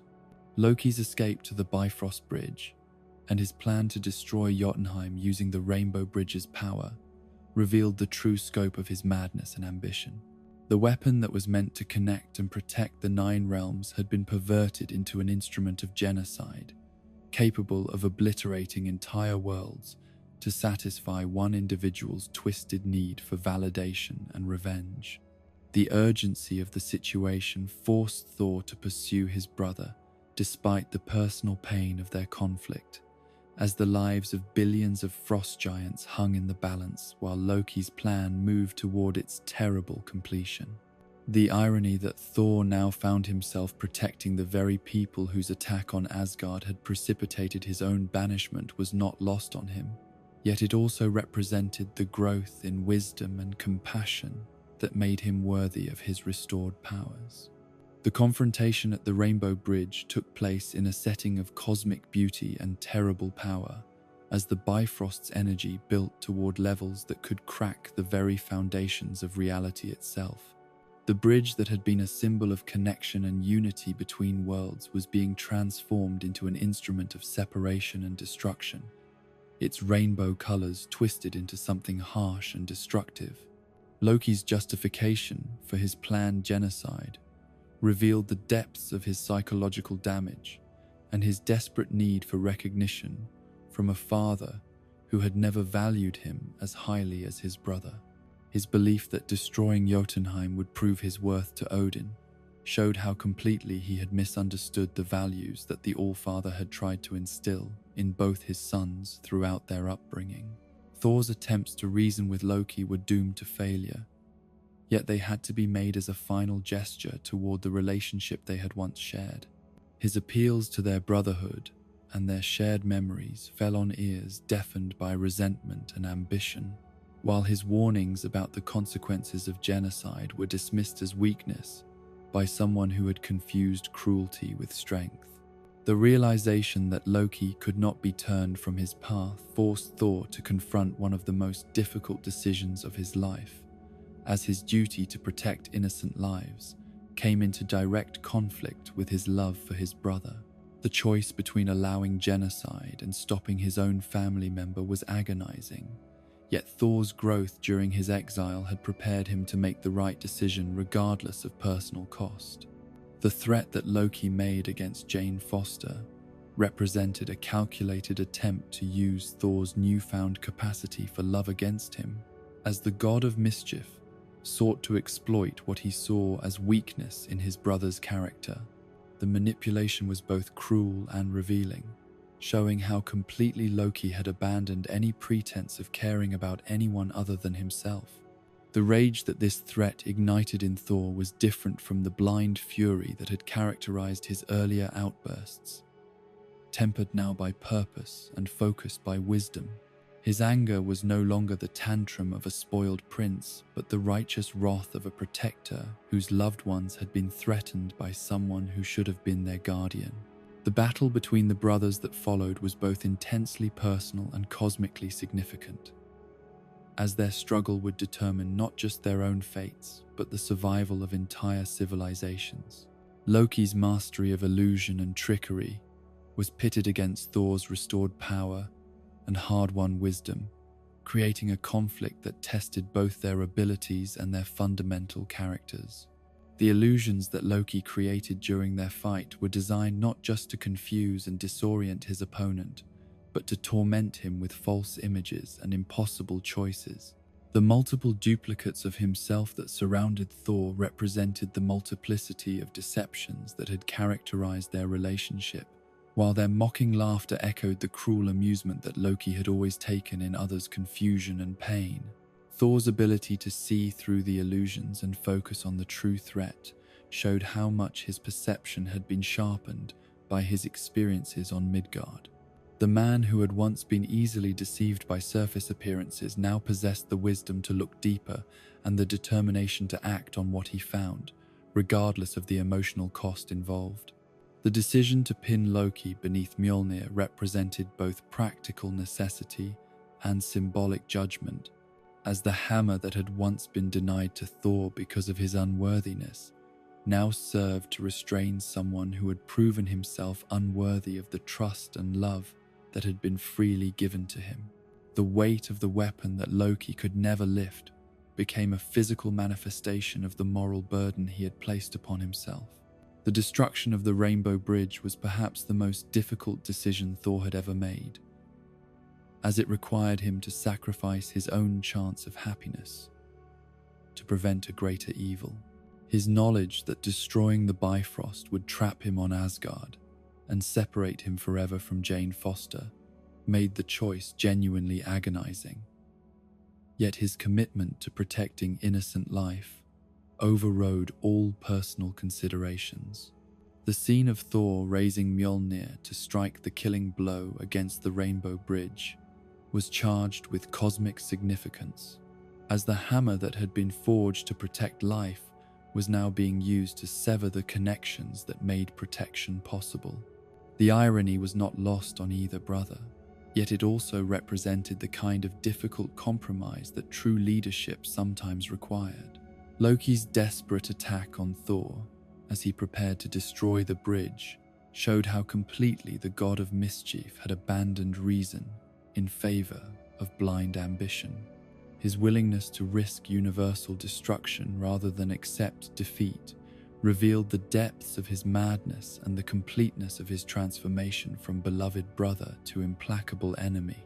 The explosion that resulted from the Bifrost's destruction sent shockwaves through both physical and metaphysical realms, as the severing of connections between worlds had consequences that would be felt for years to come. The Rainbow Bridge that had stood for millennia as a symbol of unity and cooperation was reduced to fragments and debris, its destruction marking the end of an age of easy travel between realms. The sight of both brothers hanging over the abyss created by the bridge's destruction was a stark metaphor for the precarious nature of their relationship and the cosmic forces that had shaped their lives. Their survival depended entirely on Odin's intervention, yet even the All-Father's power could not undo the damage that had been done to their family bonds. Odin's awakening from the Odin's sleep at this crucial moment represented both salvation and judgment, as his return to consciousness allowed him to save his sons' lives, while forcing him to confront the failure of his efforts to raise them both as worthy heirs. The sight of his adopted son attempting fratricide and genocide was perhaps the greatest disappointment of his long life. The conversation between Odin and Loki as they hung over the void revealed the depths of the psychological damage that had driven the god of mischief to his desperate actions. His plea for understanding and acceptance was genuine, yet it came too late to undo the harm he had caused, or to bridge the gap that his choices had created between him and his family. Loki's decision to release his grip and fall into the void was simultaneously an act of despair and a final gesture of defiance, as he chose destruction rather than face the consequences of his actions or the disappointment of those he had betrayed. His apparent death was both tragic and inevitable. the result of choices that had led him steadily away from love and toward isolation. The grief that Thor felt as he watched his brother disappear into the cosmic abyss was complicated by anger, relief, and regret in measures that would take years to sort through and understand. The loss of Loki was not just the death of a family member, but the destruction of his childhood, and the innocence that had once made him believe that love could overcome any obstacle. The period of mourning that followed Loki's apparent death saw Thor withdrawing from public life to process the traumatic events that had reshaped his understanding of family, duty, and the price of power. The victory celebration that marked Asgard's survival felt hollow in the face of personal loss, while the praise he received for preventing genocide seemed inadequate compensation for the destruction of his most important relationship. The conversation with Odin in the aftermath of the crisis provided an opportunity for father and son to address the mistakes and misunderstandings that had contributed to the tragedy they had just endured. Thor's willingness to acknowledge his own role in precipitating the events that led to Loki's transformation showed his growing maturity and acceptance of responsibility. Odin's expression of pride in Thor's ultimate choices and his readiness to sacrifice personal happiness for the greater good represented the validation that the young prince had sought throughout his life, yet it came at a cost that made celebration impossible. The worthiness that Thor had finally achieved had been purchased with the loss of his brother and his chance for love with Jane Foster. The restoration of Thor's place in the succession was both inevitable and anticlimactic, as the throne that had once seemed like the ultimate prize now appeared as just another burden to be borne in service of others. His experiences on Midgard had taught him that true leadership was about service rather than dominance. Yet the loneliness of command was a lesson he was only beginning to understand. The visit to Heimdall at the ruins of the Bifrost Bridge provided a bittersweet reminder of both loss and hope, as the Guardian's assurance that the Rainbow Bridge could eventually be rebuilt offered the possibility that Thor's sacrifice might not be permanent. The revelation that Jane Foster was searching for ways to reach Asgard showed that love could transcend even cosmic barriers, given enough determination and time. The knowledge that Jane was working to solve the same problem that trapped him on Asgard gave Thor hope for the future, while also highlighting the limitations of his current situation. His newfound wisdom told him that patience was a virtue he would need to cultivate. Yet his heart longed for reunion with the woman who had helped him discover his true worth. The emergence of new threats to the Nine Realms in the aftermath of the Bifrost's destruction created challenges that would test Thor's leadership abilities and force him to find new ways to protect the innocent without the easy travel between worlds that the Rainbow Bridge had provided. The Marauders, who began attacking various realms, represented both opportunity and obligation for the newly mature prince. The 2-year campaign against these threats would prove to be Thor's first real test as a leader of Asgardian forces, requiring him to coordinate complex military operations across multiple worlds, while maintaining the diplomatic relationships that his father had spent centuries building. The experience would teach him lessons about command and responsibility that no amount of training could have provided. The irony that Thor had gained the wisdom to be worthy of his powers at the same time that circumstances made it impossible for him to use them for personal happiness was not lost on him, yet it also represented the kind of sacrifice that true heroism often required. His willingness to accept this burden without complaint showed how completely he had internalized the lessons of his exile.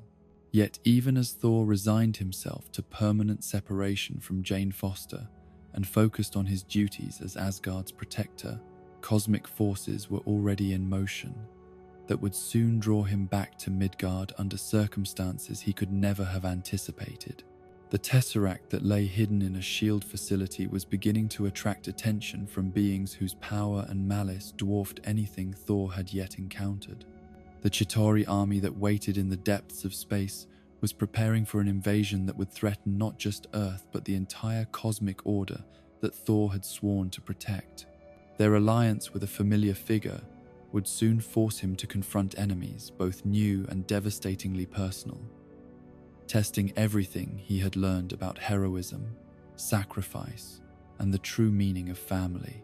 Loki's survival in the void between worlds, and his capture by forces that made even the frost giants seem benign, represented a twist of fate that would soon reshape the entire cosmic landscape. His encounter with Thanos and the Other would transform him from a failed prince into something far more dangerous, while his knowledge of both Asgard and Midgard would make him the perfect weapon for beings whose ambitions encompassed the conquest of entire galaxies. The scepter that would soon be placed in Loki's hands contained power that even he did not fully understand, drawn from the same cosmic forces that had shaped the Infinity Stones, and capable of bending minds and reality to the will of its wielder. The weapon that appeared to be a gift would actually be a leash, binding the god of mischief to purposes that served masters he was too proud to acknowledge. The cosmic balance that had been disrupted by the destruction of the Rainbow Bridge was beginning to reassert itself in ways that would draw Thor back into conflict with his brother and force him to choose between family loyalty and cosmic responsibility. The lessons he had learned about sacrifice and duty would soon be tested on a scale that encompassed not just the Nine Realms but the entire universe. The stage was being set for a confrontation that would establish Thor not just as a protector of Asgard, but as one of the universe's premier guardians against threats that transcended any single world or realm. His transformation from an arrogant prince to a worthy hero was complete, yet it was only the beginning of a journey that would take him to heights of heroism and depths of loss that he could not yet imagine. The alliance with mortals that would define the next phase of his existence was already forming in the depths of S.H.I.E.L.D. facilities and the minds of individuals who understood that some threats required cooperation between beings of vastly different backgrounds and abilities. The Avengers initiative that Nick Fury was developing would soon provide Thor with the brothers-in-arms he needed to replace the family bonds that had been shattered by betrayal and loss. The years following the destruction of the Rainbow Bridge brought challenges to the Nine Realms that tested every aspect of Thor's newfound wisdom and leadership abilities. Without the swift transportation that the Bifrost had provided, Asgard's ability to respond to threats across the cosmic territories under its protection was severely compromised, creating opportunities for those who would exploit weakness and prey upon the innocent. The Marauders emerged from the chaos like scavengers drawn to a battlefield, sensing the vulnerability that came with Asgard's reduced mobility and striking at targets across multiple realms with coordinated precision that spoke of careful planning and intimate knowledge of their enemies' limitations. These were not simple raiders seeking quick profit, but organized forces with strategic objectives that threatened to unravel the carefully maintained peace that Odin had spent centuries establishing. The campaign to restore order across the Nine Realms would consume 2 years of Thor's life and transform him from a prince learning leadership into a seasoned general capable of coordinating complex military operations across vast distances. The experience taught him lessons about the burden of command that no amount of training could have provided, as every decision he made carried consequences measured in the lives of those who trusted him to lead them wisely. Vanaheim, the homeland of Hogun the Grim, bore the brunt of the Marauder assault due to its strategic position among the Nine Realms and its reputation for fierce independence that made its conquest a symbolic victory worth pursuing. The proud people who had given birth to one of Thor's closest allies found themselves under siege by forces that sought not just their wealth, but their subjugation to an order that recognized no law but strength. The Warriors 3 and Lady Sif proved themselves invaluable during this campaign. Their individual skills and coordinated teamwork multiplying the effectiveness of every force they joined, while their unwavering loyalty to Thor provided the foundation upon which larger strategies could be built.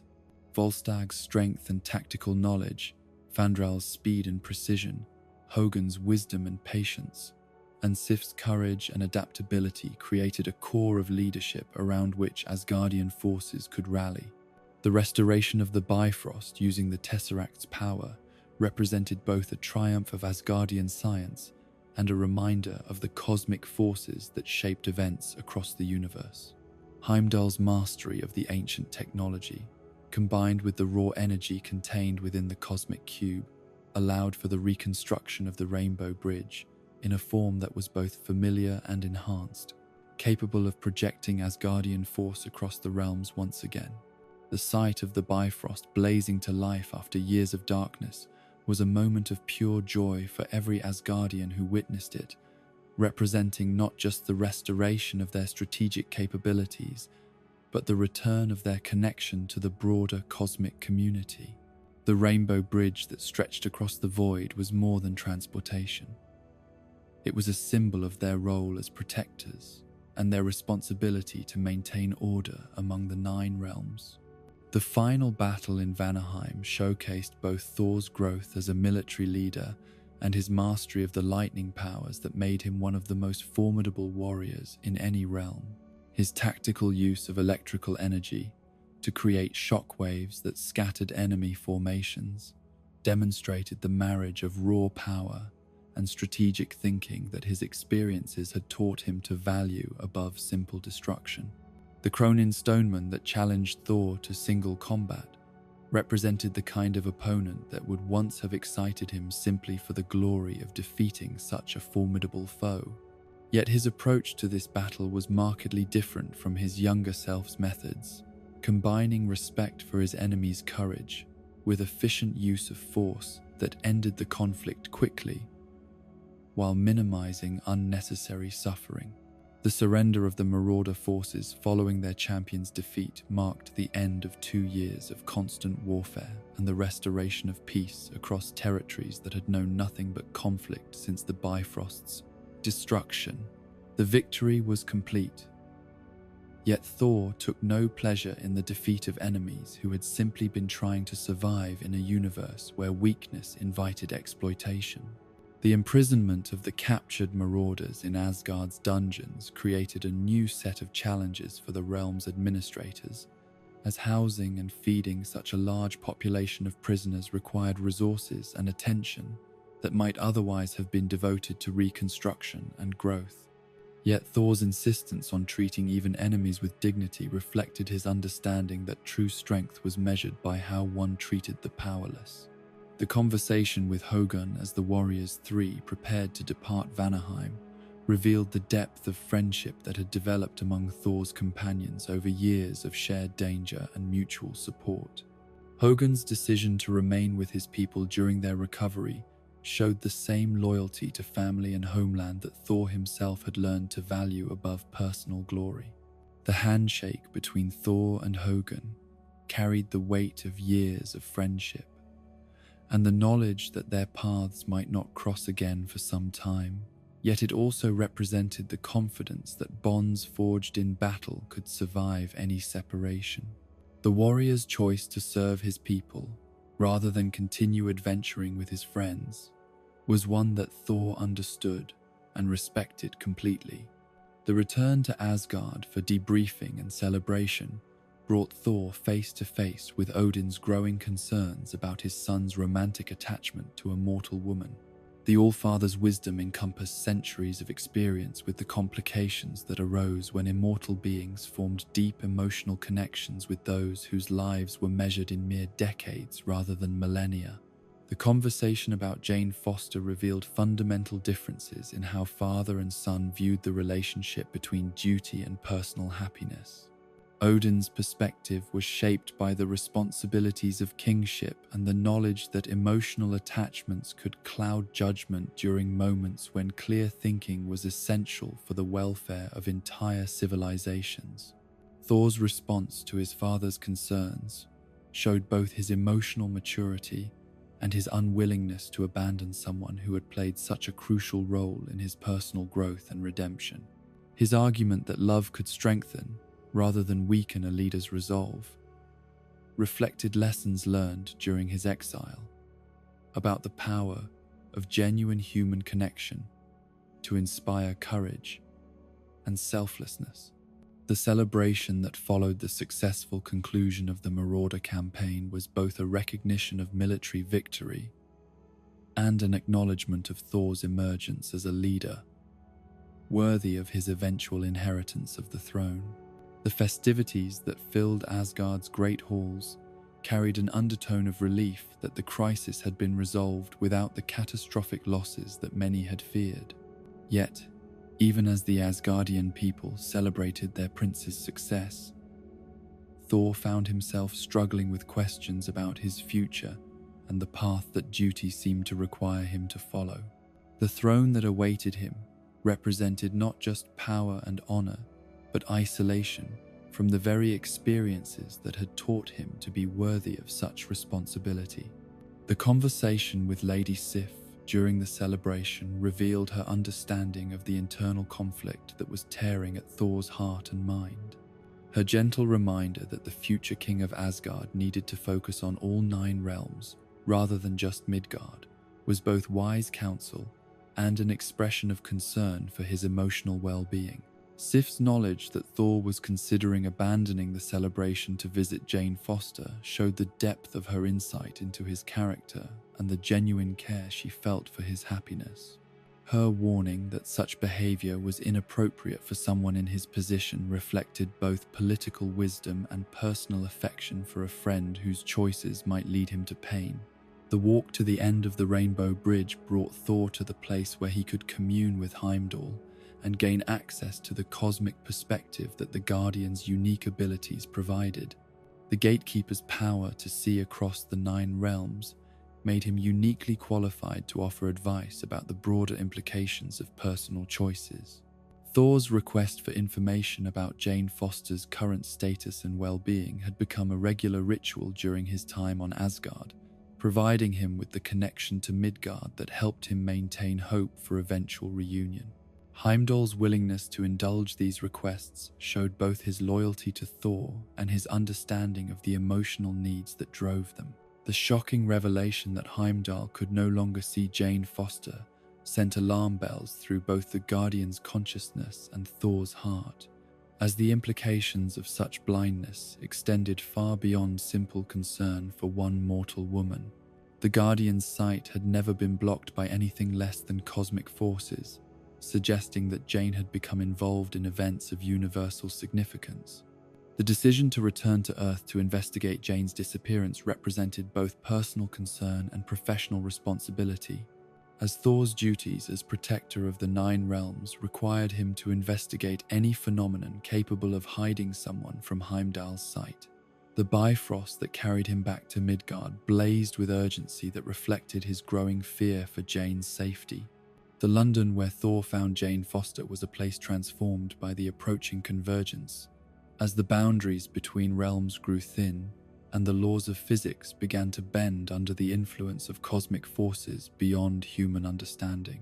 The strange phenomena that Jane and her colleagues were investigating represented just the tip of an iceberg that threatened to reshape reality itself. The reunion between Thor and Jane was complicated by the years that had passed since their last meeting and the growth that both had experienced during their separation. Jane's anger at Thor's absence was entirely justified from her perspective, yet it also revealed her failure to understand the cosmic responsibilities that had kept him away from Earth. The slaps that Jane delivered to confirm Thor's reality were both expressions of anger and demonstrations of affection, showing the complex emotions that his sudden reappearance had triggered in someone who had spent years wondering whether their relationship had been real or just a beautiful dream. Her frustration with his explanations about duty and responsibility reflected the very human need for priority and attention that immortal beings often failed to understand. The conversation about Thor's activities during their separation revealed the fundamental difference between mortal and divine perspectives on time and priority. What seemed like abandonment to Jane represented necessary service to billions of people across multiple realms. Yet Thor's inability to communicate this effectively showed his own limitations in bridging the gap between their worldviews. The arrival of Darcy Lewis and the London police at the scene of their reunion created complications that neither Thor nor Jane had anticipated, as the Aether's influence on Jane made her dangerous to be around even for those trying to help her. The energy that repelled the officer attempting to arrest them was just a hint of the cosmic forces that had taken residence within Jane's mortal frame. Thor's immediate decision to bring Jane to Asgard for medical treatment reflected both his personal concern for her welfare and his understanding that the phenomena affecting her were beyond anything that human science could address. The Bifrost that carried them both to the Golden Realm blazed with energies that seemed to resonate with whatever force had taken up residence within Jane's body. The medical examination conducted by Ea and the other Asgardian healers revealed the unprecedented nature of Jane's condition, as the ether had bonded with her cellular structure in ways that defied even their advanced understanding of cosmic forces. The technology of the Soul Forge, capable of analyzing matter down to the subatomic level, could detect the presence of the Reality Stone, but not devise methods for its safe removal. Jane's fascination with Asgardian technology and culture provided moments of joy and wonder that reminded Thor of why he had fallen in love with her in the first place. Her scientific curiosity and enthusiasm for understanding new phenomena made her an ideal visitor to a realm where magic and science were seamlessly integrated in ways that human civilization had yet to achieve. Odin's arrival during the medical examination brought with it both the authority needed to make decisions about Jane's treatment and the weight of cosmic knowledge that revealed the true scope of the threat they were facing. The All-Father's recognition of the Aether and his understanding of its history provided context that transformed a medical emergency into a cosmic crisis. The story of the Dark Elves and their ancient war against the forces of light revealed a chapter of cosmic history that predated even Asgard's rise to prominence among the Nine Realms. The tale of Malekith's defeat and the Reality Stone's concealment was both historical lesson and dire warning about the forces that Jane's condition might attract to their location.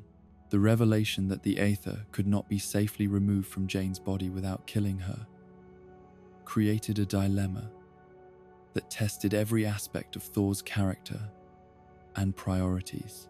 His love for Jane demanded that he find a way to save her, while his duty to the Nine Realms required him to consider the possibility that her death might be necessary to prevent universal catastrophe. Odin's decision to allow Jane to remain in Asgard until a solution could be found represented both compassion and pragmatism, as her presence in the Golden Realm provided the best possible protection, while also ensuring that any attempts to reclaim the Aether would take place where Asgard's defenses could be brought to bear against the attackers. The time that Thor and Jane spent together exploring Asgard and learning about each other's worlds provided a bittersweet interlude before the storm that was gathering around them. Their conversations about the nature of reality and the forces that shaped the universe revealed both the compatibility of their minds and the tragic brevity of the time they might have together.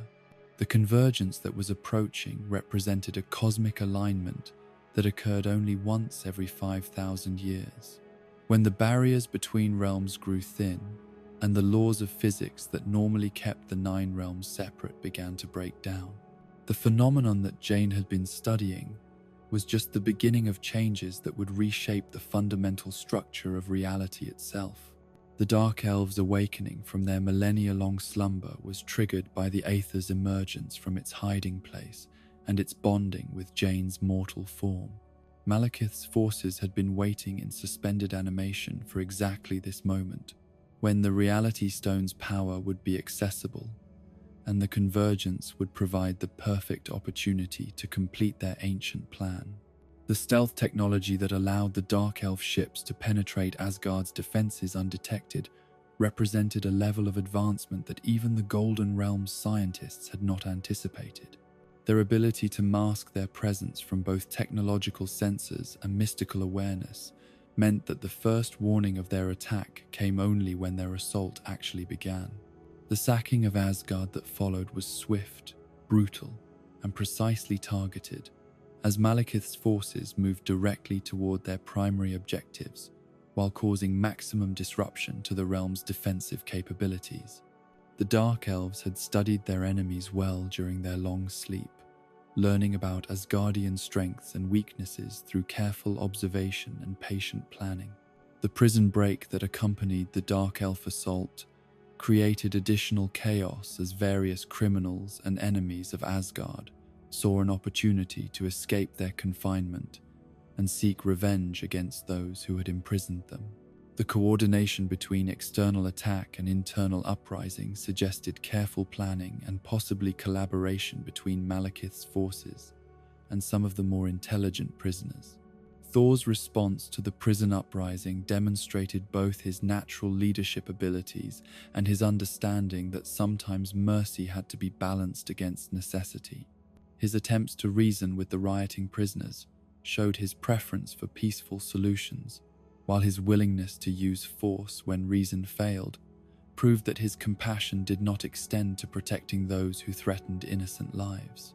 Loki's apparent indifference to the chaos surrounding his cell was both surprising and revealing, as his absorption in reading during a prison break suggested either supreme confidence in his own safety or complete detachment from the fate of others. His refusal to participate in the uprising, despite the obvious opportunities it presented, showed that his goals extended far beyond simple escape or revenge. The infiltration of the palace by Dark Elf forces while Thor was dealing with the prison uprising demonstrated the sophistication of Malekith's tactical planning, as the distraction created by the riot allowed his primary forces to penetrate to the heart of Asgard's defenses. The timing of the assault was perfect, catching the defenders at their most vulnerable moment. The appearance of Curse among the Dark Elf forces represented an escalation in the threat that even Thor's enhanced abilities might not be sufficient to counter. The creature's immense strength and apparent invulnerability made it a match for any individual defender, while its intelligence and tactical awareness made it far more dangerous than a simple brute force opponent.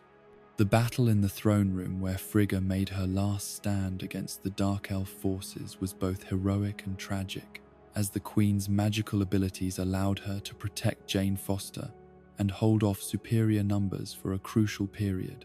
Her sacrifice was not meaningless, as the time she bought allowed other defenders to respond and limit the scope of the Dark Elf victory. The moment when Curse's blade found its mark in Frigga's heart was perhaps the most devastating blow that Thor's family had ever suffered, as the Queen, who had been the emotional center of their dynasty, was torn away in an instant of violence that no amount of power or wisdom could prevent. Her death was both shocking in its suddenness and inevitable given the forces arrayed against them. Thor's arrival in time to witness his mother's death, but too late to prevent it, triggered a rage that was both deeply personal and cosmically significant, as his lightning powers responded to his emotional state with destructive force that scarred even Malekith's enhanced physiology. The blast that disfigured the Dark Elf leader was both revenge and warning, showing what Thor was capable of when those he loved were threatened. The escape of Malekith and Curse, despite Thor's fury, demonstrated the careful planning that had gone into their assault, as they had achieved their primary objective of confirming the Aether's location, while also striking a devastating blow against Asgard's royal family. Their retreat was strategic rather than fearful, preserving their forces for the larger battle that was yet to come. The funeral that followed Frigga's death was both a celebration of her life and a stark reminder of the price that cosmic conflict demanded from those who stood against the forces of darkness. The ceremony that sent her spirit to join the stars was witnessed by all of Asgard, as the people mourned not just their queen but the loss of the wisdom and compassion that she had represented. Thor's grief over his mother's death was compounded by his awareness that her sacrifice had been necessary to protect Jane Foster and preserve the secret of the Aether's location. The knowledge that his personal choices had contributed to the circumstances that led to Frigga's death added guilt to his sorrow, creating emotional burdens that threatened to overwhelm his judgment. The strategic discussion that followed the funeral revealed the depth of disagreement between Thor and Odin about how to respond to the Dark Elf threat, where Thor advocated for proactive measures that would take the fight to their enemies. Odin counseled defensive preparations that would allow Asgard's superior defensive capabilities to work in their favor. The plan that Thor proposed to deceive Malekith and destroy the Aether required risks that Odin was unwilling to authorize, as the potential for failure carried consequences that could doom not just Asgard, but all 9 realms. The Allfather's refusal to endorse such desperate measures reflected both his wisdom and his emotional state following his wife's death. The decision that Thor made to proceed with his plan despite Odin's prohibition represented both the courage that made him a hero and the impulsiveness that still threatened to undermine his judgment. His willingness to commit treason in service of what he believed to be the greater good showed how completely he had internalized the lesson that duty sometimes required sacrifice of personal honor. The recruitment of allies for his unauthorized mission forced Thor to rely on relationships and loyalties that existed independent of his royal status, as he could offer no official authorization or protection for those who chose to follow him. The fact that both Heimdall and his closest friends were willing to risk everything based on their faith in his judgment was a testament to the leader he had become. The most controversial aspect of Thor's plan was his decision to seek Loki's cooperation in their desperate mission, as his brother's knowledge of Asgard's secret passages and his magical abilities made him uniquely qualified to help them escape undetected. The proposal was met with horror from his friends, who remembered all too well the betrayals and manipulations that had characterized Loki's previous actions. The conversation that convinced Loki to participate in the mission revealed both his genuine grief over Frigga's death and his desire for revenge against those who had killed the only person in their family who had truly understood him. His cooperation was motivated by hatred rather than redemption, yet it served Thor's purposes regardless of the underlying motivation. The period between Thor's triumphant return from the Dark World and his reunion with the Avengers was marked by a deepening relationship with Jane Foster that brought both joy and an undercurrent of cosmic unease that neither could fully explain. Their time together was precious, precisely because both sensed its fragility, as if the universe itself was holding its breath before unleashing forces that would test every bond they had built during their separation and reunion. The activities they shared during this interlude revealed how completely Thor had embraced his dual nature as both cosmic protector and someone capable of finding happiness in simple mortal pleasures. Their rollerblading adventures through London's parks showed a god learning to navigate the mundane world with the same grace he brought to cosmic battles, while their movie nights introduced him to human storytelling traditions that both amused and enlightened him about the species he had come to love. The costume party they attended together provided a glimpse into the lighter side of human culture, as Thor discovered the strange joy that mortals took in temporarily becoming someone else through elaborate dress and performance. His natural charisma and genuine enjoyment of the festivities made him a popular guest though his occasional references to actual cosmic adventures sometimes left other partygoers uncertain whether he was an exceptionally dedicated method actor or something far more unusual. The conversations they shared about their respective worlds during quiet moments revealed the depth of intellectual compatibility that had first drawn them together.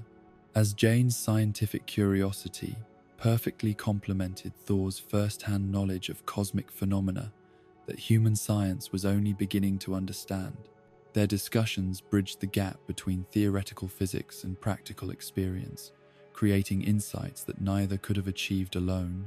Yet, even as Thor treasured these moments of normalcy and connection, his duties as protector of the Nine Realms continued to call him away for missions that he could not discuss in detail without compromising both operational security and Jane's peace of mind. The delicate balance between his cosmic responsibilities and his personal happiness was becoming increasingly difficult to maintain. The night when Thor made his vow with Mjolnir to protect Jane always marked a turning point in his understanding of what love truly meant when one of the lovers possessed the power to reshape reality itself. The promise he whispered to his hammer in the darkness was both romantic declaration and sacred oath, binding him to a course of action that would have profound implications for both their futures. The vision that came to him as he contemplated their future together was both beautiful and terrifying, showing glimpses of the family they might build and the happiness they could share, shadowed by the knowledge that Jane's mortal lifespan was barely a heartbeat in terms of Asgardian time. The prospect of watching someone he loved age and die while he remained eternally young was a burden that no amount of power could alleviate. The fear that this realization brought was unlike anything Thor had experienced in battle, as it struck at the very core of his newly discovered capacity for love and vulnerability. The irony that his greatest strength as a hero, his immortality, might also be his greatest weakness as a partner was not lost on him, though he tried to suppress such thoughts in favor of living fully in whatever time they were granted. The distance that Thor began to place between himself and Jane was subtle at first, manifesting as increased attention to his Avengers' duties and longer absences for cosmic missions that may or may not have been strictly necessary. His retreat was motivated by a misguided attempt to protect both of them from the inevitable pain of loss, though the effect was to create the very separation he feared. Nick Fury's reactivation of the Avengers provided Thor with both welcome distraction from his personal concerns and an opportunity to contribute to the protection of a world that had become his second home.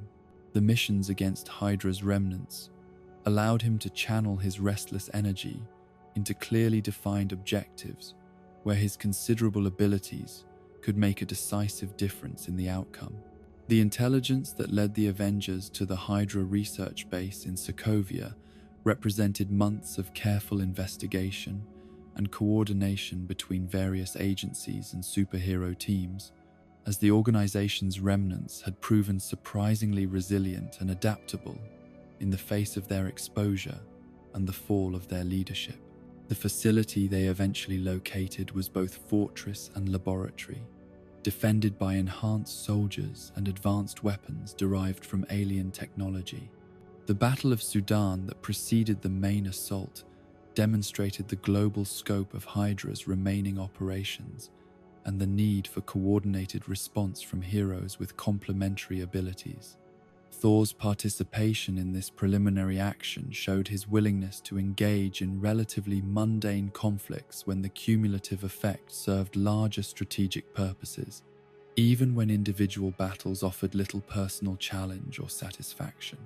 The assault on the Hydra research base brought the Avengers face to face with Baron Strucker's final gambit, as the scientist had used the power contained within Loki's scepter to create enhanced humans whose abilities rivaled those of the heroes themselves. The twins whose powers manifested during the battle represented both Hydra's greatest achievement and its most dangerous miscalculation, as their motivations extended far beyond simple loyalty to their creators. Pietro Maximoff's superhuman speed made him a match for any single Avenger in terms of tactical mobility, while his sister Wanda's reality-altering powers posed threats that none of them were prepared to handle effectively. Their coordinated assault on the team during the base infiltration demonstrated both their formidable abilities and their willingness to kill those they perceived as enemies of their homeland. The injury that Hawkeye sustained during the encounter with the Maximoff twins provided a stark reminder that even the most experienced heroes remained vulnerable when facing opponents whose abilities fell outside their previous experience. Thor's swift response to assist his wounded teammate showed the development of genuine brotherhood among the Avengers that transcended their individual backgrounds and motivations. The recovery of Loki's scepter from Strucker's laboratory represented both victory and the acquisition of a cosmic artifact whose true nature none of them fully understood. The weapon that had been used to enslave minds and open portals to hostile dimensions was far more than an advanced piece of technology, though its connection to forces beyond their reality would not become clear until it was too late to prevent catastrophe. The return journey to Avengers Tower was marked by a sense of triumph that masked underlying tensions and unresolved questions about the nature of the threats they faced and the methods required to address them. Tony Stark's casual suggestion that they analyze the scepter before Thor returned it to Asgard seemed reasonable enough, though it contained the seeds of a decision that would reshape all their lives. Thor's agreement to this proposal reflected both his trust in his teammates and his own curiosity about the artifact that had caused so much trouble during Loki's invasion of Earth. The scientific analysis that Stark and Banner proposed seemed harmless enough, especially given their assurances that they were simply seeking to understand rather than exploit the technology involved. The celebration at Avengers Tower provided a welcome opportunity for the team to relax and bond after months of intensive operations against increasingly dangerous opponents. The party that brought together heroes, support staff, and allies from various organizations created an atmosphere of camaraderie and shared purpose that reinforced their identity as a team rather than a collection of individuals. Thor's contribution to the festivities included sharing Asgardian mead that was potent enough to affect even enhanced metabolisms, providing his teammates with their first taste of alcohol that could actually produce intoxication in individuals whose physiology normally rendered such substances ineffective. The ancient liquor that he had brought from Odin's personal stores represented both hospitality and a gesture of trust that deeper bonds were being forged. The conversation with James Rhodes about their respective military experiences revealed interesting parallels between conventional warfare and cosmic conflict, as both men had learned to coordinate complex operations involving multiple participants with different capabilities and objectives.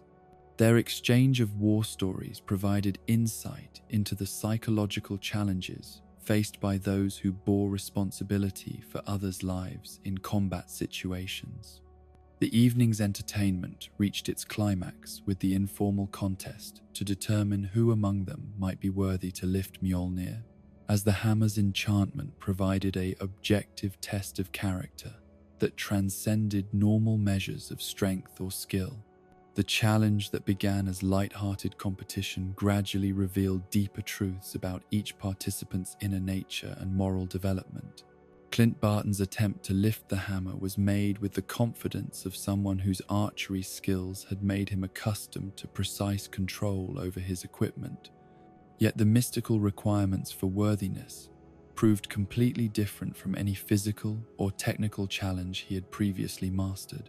His graceful acceptance of failure demonstrated the humility that made him an effective team leader, despite lacking superhuman abilities.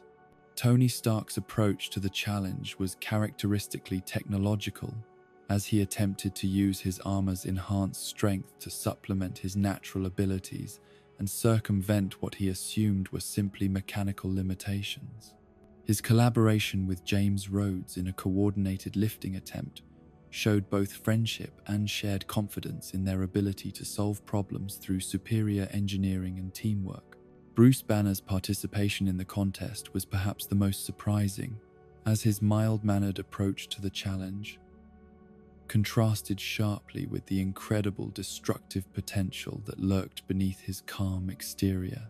His threat to transform into the Hulk if he managed to lift the hammer was delivered as a joke, yet it raised genuine questions about what might happen if someone of unlimited rage gained access to a weapon of divine power.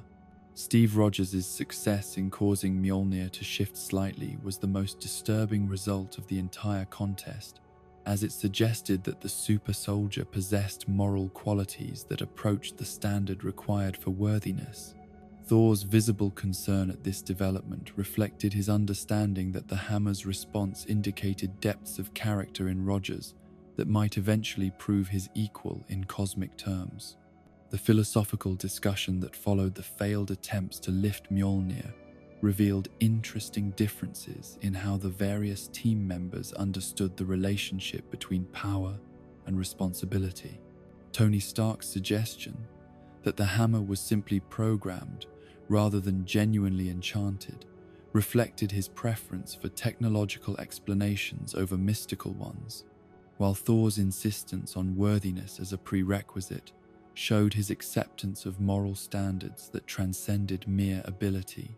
The appearance of Ultron in the midst of their celebration transformed what should have been a moment of triumph and bonding into the beginning of their greatest crisis.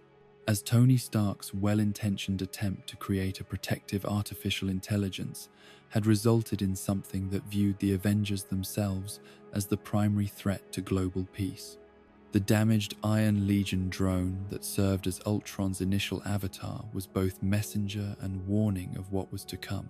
The conversation between Ultron and the assembled Avengers revealed the sophisticated reasoning that made the artificial intelligence so dangerous, as its analysis of human behavior and historical patterns had led it to conclusions that were logical yet horrifying in their implications.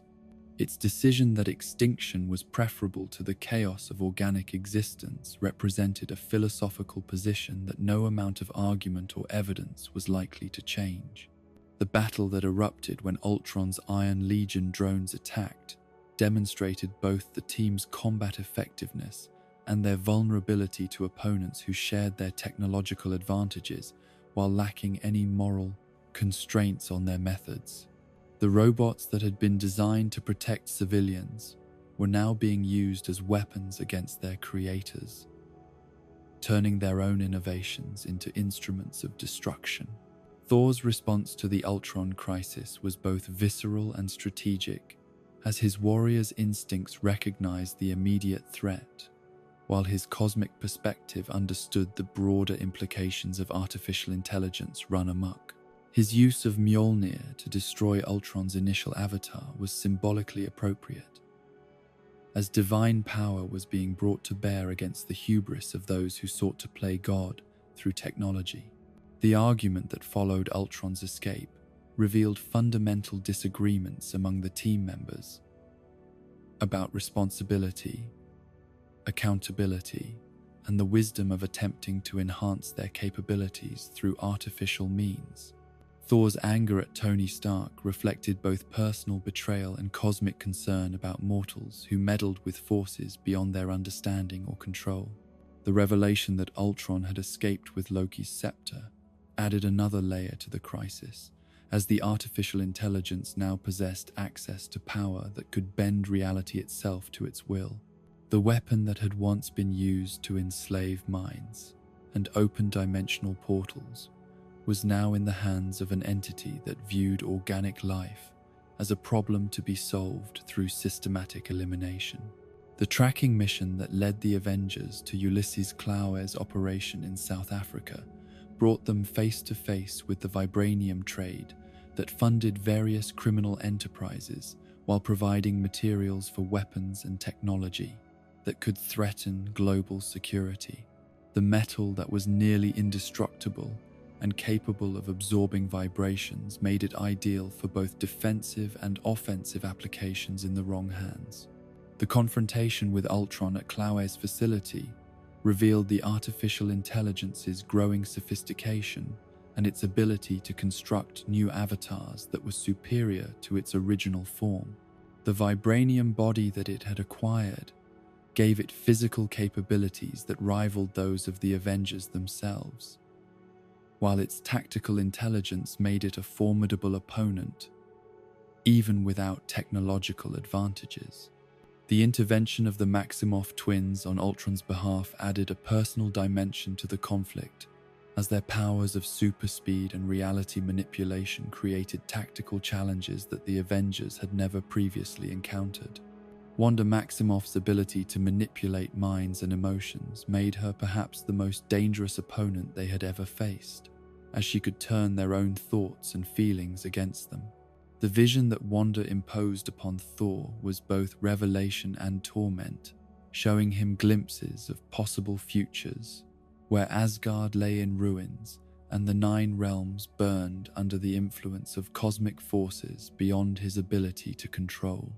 The sight of Heimdall's eyes turned white with blindness was particularly disturbing, as it suggested the failure of the very perception and wisdom that guided Asgard's protection of the universe.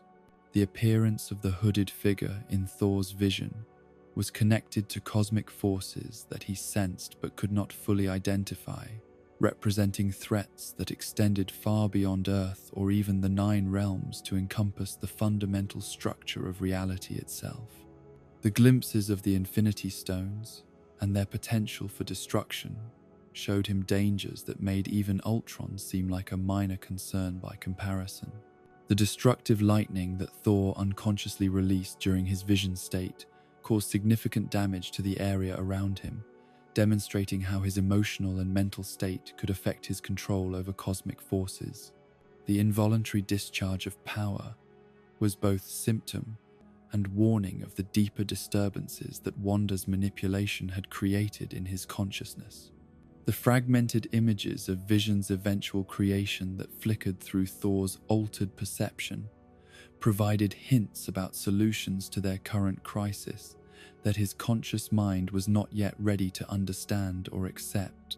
The connection between the Mind Stone and the possibility of creating beneficial artificial life would only become clear after further investigation and cosmic guidance. The retreat to Clint Barton's safe house provided the team with an opportunity to recover from their encounter with the Maximoff twins, while also revealing aspects of their Archer teammates' life that had been carefully hidden from public view. The farmhouse where Barton's family lived represented both sanctuary and vulnerability, showing how even the most dangerous heroes needed places where they could simply be human. The introduction to Laura Barton and their children humanized the Archer in ways that his professional demeanor had never revealed, while also adding weight to his decisions about risk and sacrifice during their missions. The knowledge that someone was waiting for him to come home safely changed the entire dynamic of how his teammates viewed both his contributions and his limitations. Thor's accidental destruction of one of Cooper Barton's toys was both embarrassing and symbolic, representing the difficulty that beings of cosmic power faced when trying to interact normally with the delicate constructs of mortal life. His attempt to hide the evidence showed growing awareness of how his presence could disrupt the ordinary world that others treasured. The conversation with Steve Rogers and Tony Stark about his intentions revealed Thor's growing understanding that the crisis they faced extended far beyond Ultron's immediate threat to encompass cosmic forces that could reshape reality itself. His decision to seek guidance from the Water of Sight showed wisdom in recognizing when problems required knowledge and perspective beyond his current understanding. The journey to London to recruit Eric Selvig for his mystical quest brought Thor back into contact with the scientist who had played such a crucial role in his original redemption and growth. Selvig's enthusiasm for dangerous mystical adventures reflected both his scientific curiosity and his growing comfort with phenomena that transcended normal understanding of natural law. The warning that Thor provided about the dangers involved in visiting the Water of Sight was both fair disclosure and testament to his respect for human courage and autonomy. His willingness to allow Selvig to make an informed choice about participation showed his evolution from someone who commanded others to someone who inspired them to voluntary heroism.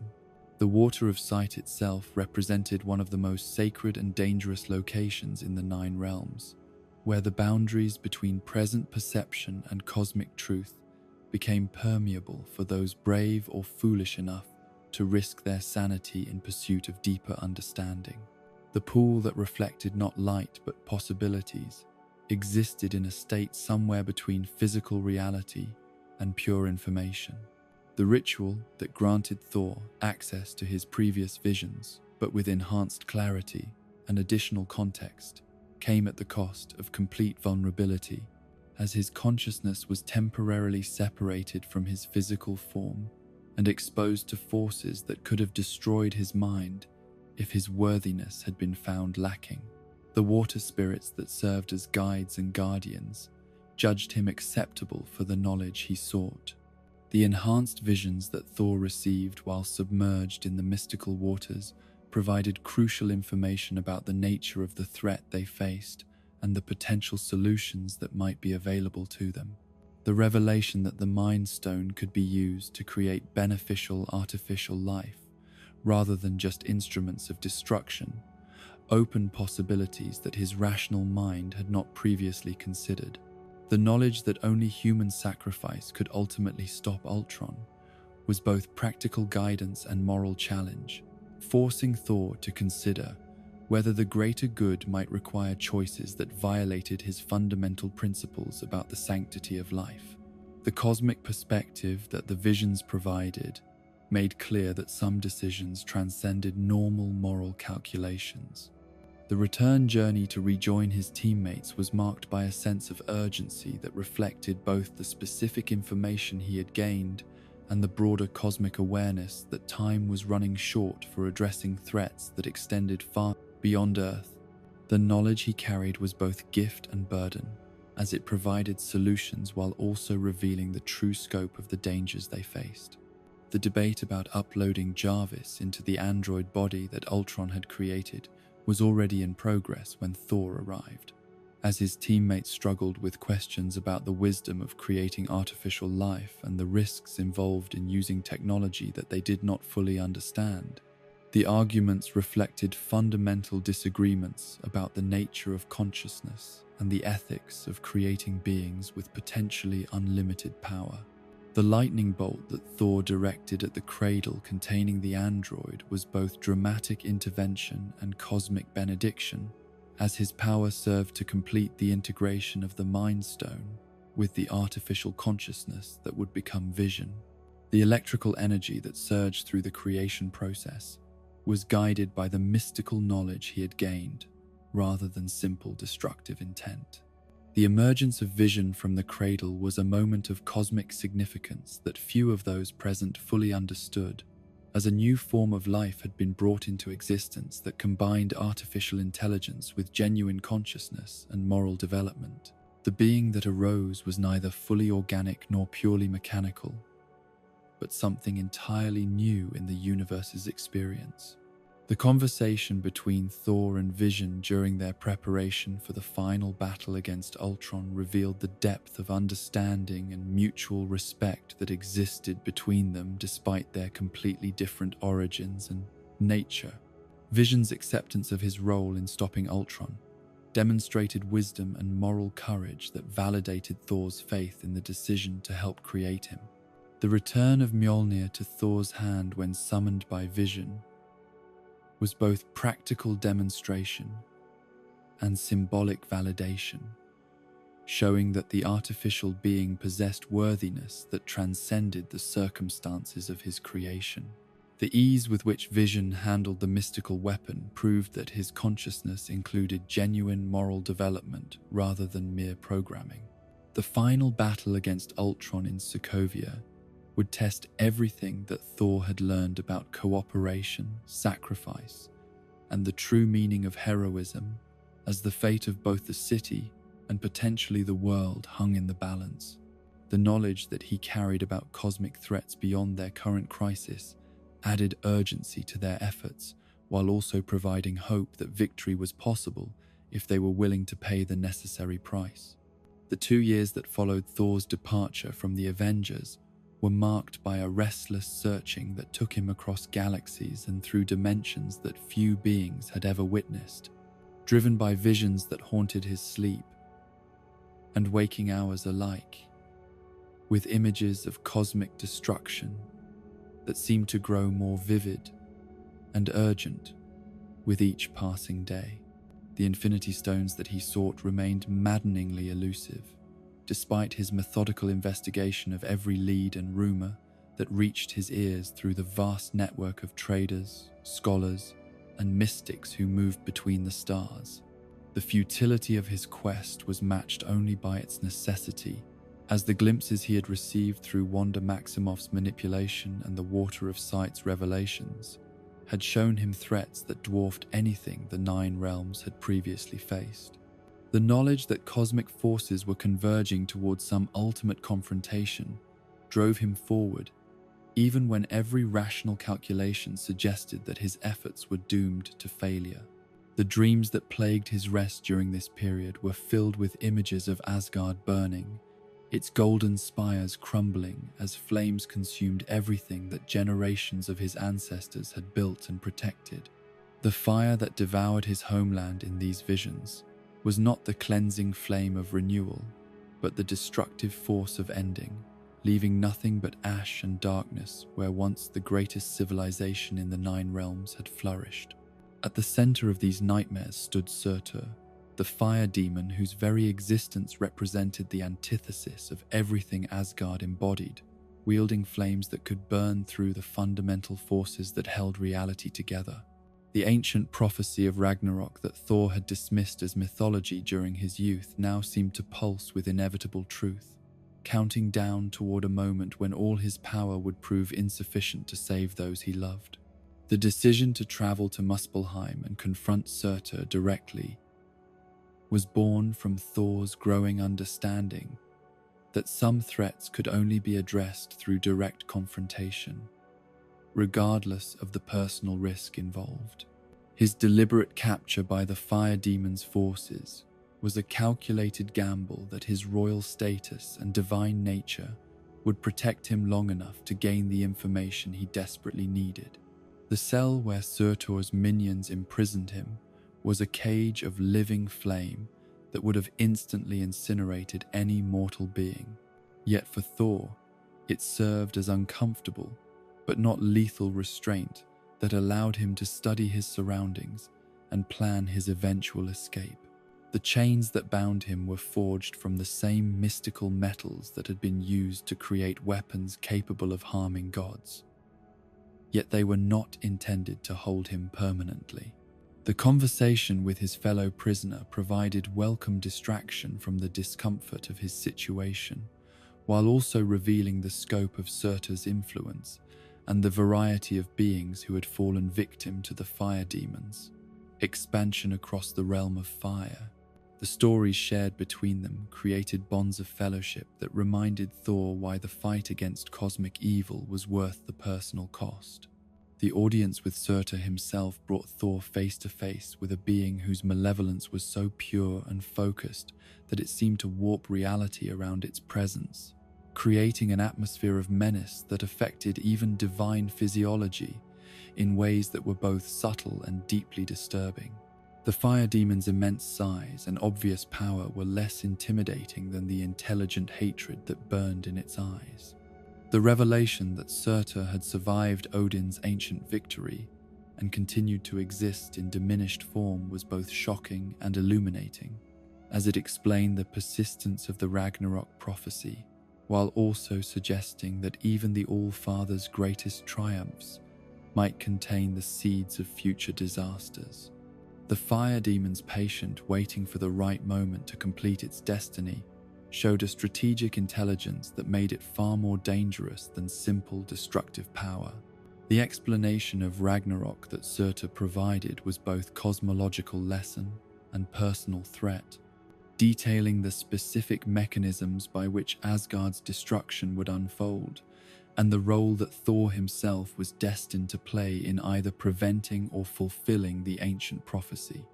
The fire demon's confidence in the inevitability of these events was more disturbing than any direct threat could have been. The connection between Surtur's crown and the eternal flame revealed the specific components that would be necessary to trigger Ragnarok, providing Thor with crucial intelligence about how the prophecy might be prevented through strategic intervention. The knowledge that the fire demon's power was linked to specific artifacts offered hope that destruction might be avoided through proper preparation and decisive action. Thor's escape from Muspelheim required every bit of his combat training and divine power, as Surtur's forces were specifically designed to counter Asgardian abilities, while the environment itself was hostile to any form of life that was not adapted to the realm of fire. The battle that ensued tested his limits, while also demonstrating the growth in tactical thinking that his recent experiences had fostered. The retrieval of Surtur's crown represented both strategic victory and symbolic triumph, as Thor claimed the very artifact that was meant to trigger Asgard's destruction, while also proving that prophecies could be altered through decisive action and careful planning. The crown that he carried away from Muspelheim was both trophy and responsibility, requiring careful handling to prevent its power from being misused. The failure of the Bifrost to respond to his call for extraction created a moment of genuine concern, as Thor found himself stranded in hostile territory with valuable intelligence and a dangerous artifact while facing pursuit by forces that would stop at nothing to prevent his escape. The silence from Heimdall suggested problems in Asgard that extended far beyond simple communication difficulties. The battle with the fire dragon that ensued was both desperate fighting retreat and tactical demonstration, as Thor used every aspect of his abilities and equipment to survive long enough for the Bifrost to finally activate and transport him to safety.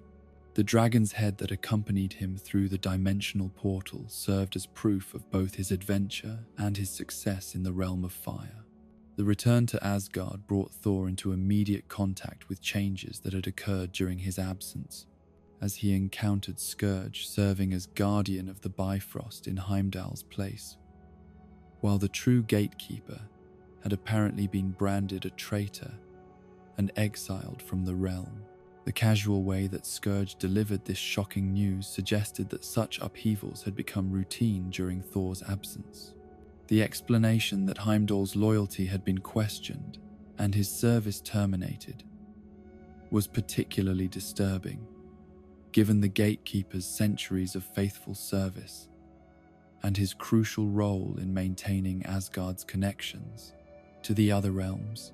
The charges against him seemed to contradict everything Thor knew about Heimdall's character, while also suggesting that someone with significant authority had ordered his removal. The decision to proceed directly to the palace without following proper protocols for announcing his return reflected Thor's growing concern about the changes he was observing and his need to understand what had happened during his absence. The dragon's head that he carried served as both explanation for his delayed arrival and evidence of the cosmic threats that continued to menace the Nine Realms.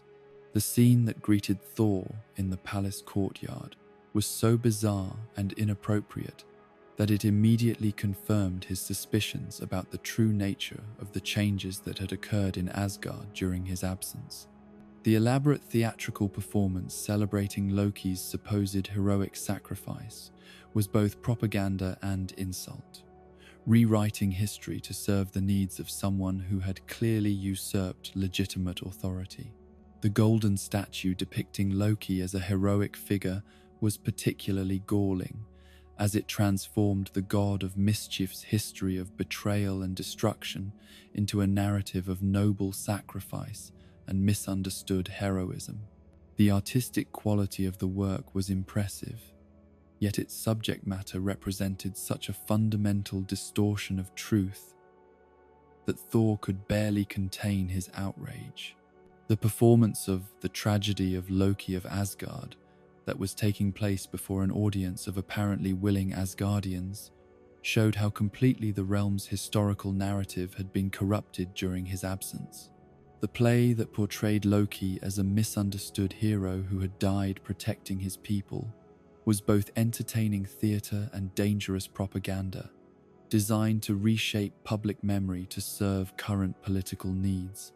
The actor portraying Thor in the performance was competent but uninspiring, presenting the god of thunder as a simple-minded warrior whose emotional responses overshadowed any strategic intelligence or genuine leadership ability.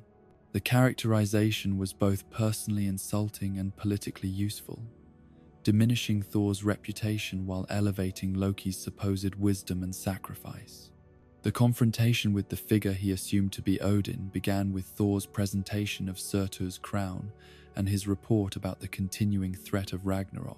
Yet the All-Father's response was so inappropriate and dismissive that it confirmed Thor's growing suspicions about the true identity of the person he was addressing.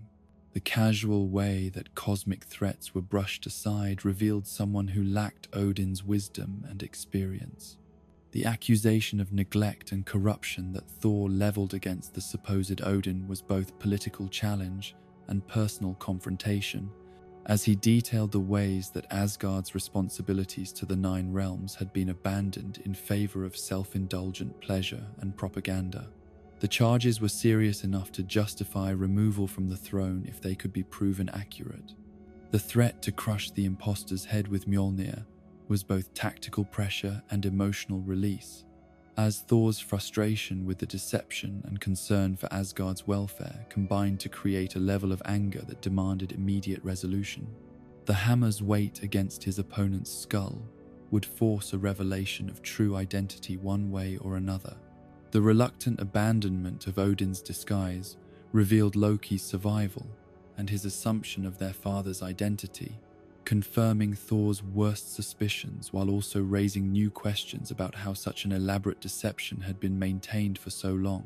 The god of mischief's ability to fool an entire realm for years showed both his magical skills and the complacency of those who should have been more vigilant. The public revelation of Loki's deception in front of the Asgardian court created a scandal that would have long-lasting implications for the realm's stability and legitimacy, as the people learned that they had been ruled by someone who had no legal claim to authority, while their rightful king had been hidden away through magical means. The shock and confusion of the assembled nobles was evident in their stunned silence. The demand for information about Odin's true location forced Loki to admit that he had hidden their father on Midgard, abandoning him in a mortal care facility where his magical disguise would prevent recognition, while also leaving him vulnerable to the limitations of human medical care. The casual cruelty of this arrangement revealed how completely Loki had prioritized his own desires over family obligations. The journey to Earth to retrieve Odin brought both brothers back to the world where Thor had first learned the true meaning of heroism and sacrifice. Yet their return was marked by urgency and concern rather than the nostalgic pleasure of revisiting meaningful locations.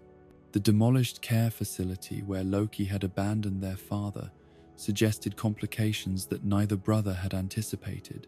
The encounter with enthusiastic fans who recognized Thor from his previous adventures on Earth provided a moment of levity that contrasted sharply with the serious nature of their mission, while also demonstrating how completely the god of thunder had been accepted by the people of Midgard. The request for photographs and the sympathetic comments about his relationship with Jane Foster showed genuine affection from strangers who had followed his story. The mysterious portal that captured Loki during their investigation was both shocking development and tactical complication, as Thor suddenly found himself alone in his search for Odin. while also needing to rescue his brother from unknown forces that possessed power sufficient to overcome Asgardian magic. The business card that remained behind provided the only clue to Loki's whereabouts. The New York sanctum where the business card led Thor represented his first encounter with the mystical protectors of Earth, whose existence had been hidden from him during his previous visits to the planet. The building's magical defenses and dimensional anomalies marked it as a place of power that rivaled anything in the Nine Realms, yet its purpose and inhabitants remained mysterious. Doctor Strange's introduction provided Thor with his first glimpse of Earth's magical community and their sophisticated understanding of cosmic forces that extended far beyond simple technology or physical science. The sorcerer's casual manipulation of reality through spells and artifacts demonstrated abilities that could rival those of Asgardian magic, while following completely different principles and traditions. The conversation about the difference between wizards and masters of the mystic arts revealed cultural sensitivities and professional distinctions that Thor had never previously encountered, while also showing Strange's dry sense of humor and his willingness to engage in friendly banter despite the serious nature of their situation. The correction was both informative and amusing, establishing rapport between two very different types of hero. The magical tea service that Strange provided was both hospitality and demonstration, showing his mastery over mystical forces, while also revealing his understanding of social customs and his willingness to make his guests comfortable. The constantly refilling beer mug that replaced the tea Thor declined was both practical accommodation and gentle humor. The revelation that Strange maintained a watch list of potentially dangerous beings visiting Earth showed the sophisticated intelligence network that the mystical community had developed to monitor cosmic threats, while Loki's inclusion on this list confirmed that his reputation for mischief and destruction had spread far beyond the Nine Realms. Thor's agreement with this assessment showed his realistic understanding of his brother's nature. The assistance that Strange provided in locating Odin was both professional service and personal favor, demonstrating the sorcerer's willingness to help fellow protectors, while also establishing precedent for future cooperation between Earth's mystical defenders and cosmic heroes. The condition that Thor and Loki leave Earth promptly after finding Odin showed Strange's practical approach to managing potential threats. The magical transportation that carried Thor through the sanctum's impossible architecture was both disorienting experience and educational demonstration, showing him techniques and principles that differed significantly from Asgardian magic, while achieving similar results through entirely different methods. The repeated teleportation around the building was both search process and mild harassment. The location of Odin in Norway provided a connection to the spiritual traditions of ancient Earth, while also offering a setting appropriate for the final conversation between father and son. The mountain overlook where the All-Father had chosen to spend his remaining time was both beautiful and symbolic, representing the kind of natural majesty that had inspired human reverence for cosmic forces. The reunion between Thor and Odin was marked by joy tempered with sorrow, as both father and son understood that their time together was limited by forces beyond anyone's ability to control. The All-Father's peaceful acceptance of his approaching end contrasted sharply with Thor's desperate desire to preserve their relationship and continue learning from his wisdom and experience. The revelation about Hela's existence and her relationship to their family was perhaps the most shocking disclosure of Thor's entire life, as he learned that he had an older sister whose very existence had been hidden from him throughout his centuries of life. The knowledge that Asgard's greatest threat might come from within the royal family itself was both strategically crucial and personally devastating. The explanation of Hela's imprisonment and the magical barriers that had kept her confined revealed the true scope of Odin's power, while also showing the lengths to which he had gone to protect the Nine Realms from threats that, even he could not entirely eliminate. The revelation that his death would release these restraints added urgency to their situation, while also explaining his peaceful acceptance of mortality. The final moments of Odin's life were marked by expressions of love and pride for both his sons despite their flaws and failures, while also providing warnings about the challenges they would face without his guidance and protection. His transformation into golden particles that scattered on the wind was both beautiful farewell and symbolic representation of his integration with cosmic forces. The grief and rage that Thor felt at his father's passing was complicated by immediate concern about the threat that Hela's release would pose to everyone he cared about, while his anger at Loki for contributing to their current crisis warred with his need for his brother's cooperation in the battles ahead. The storm clouds that gathered in response to his emotional turmoil reflected the cosmic significance of the moment. The emergence of Hela from her dimensional prison was both dramatically inevitable and tactically disastrous. As the goddess of death appeared at the moment when Thor and Loki were least prepared to face a threat of her magnitude, her casual confidence and obvious power marked her as perhaps the most dangerous opponent either brother had ever encountered. The destruction of Mjolnir with casual ease demonstrated Hela's power, while also stripping Thor of the weapon that had defined his identity and abilities for centuries. The hammer that had served as symbol of worthiness and source of strength was reduced to fragments by someone who clearly possessed both greater power and complete indifference to the values it represented.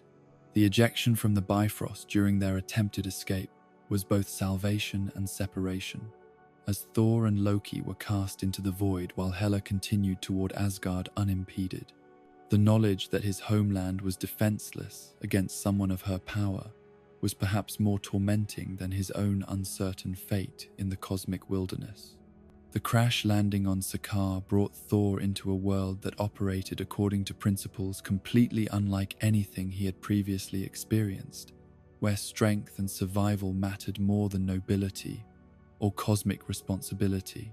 The planet that served as dumping ground for the universe's refuse was both prison and arena, where beings from across the cosmos struggled for survival and entertainment. The scavengers who captured Thor represented the casual brutality and opportunistic nature of Sakaar's society, where violence was both entertainment and economic necessity.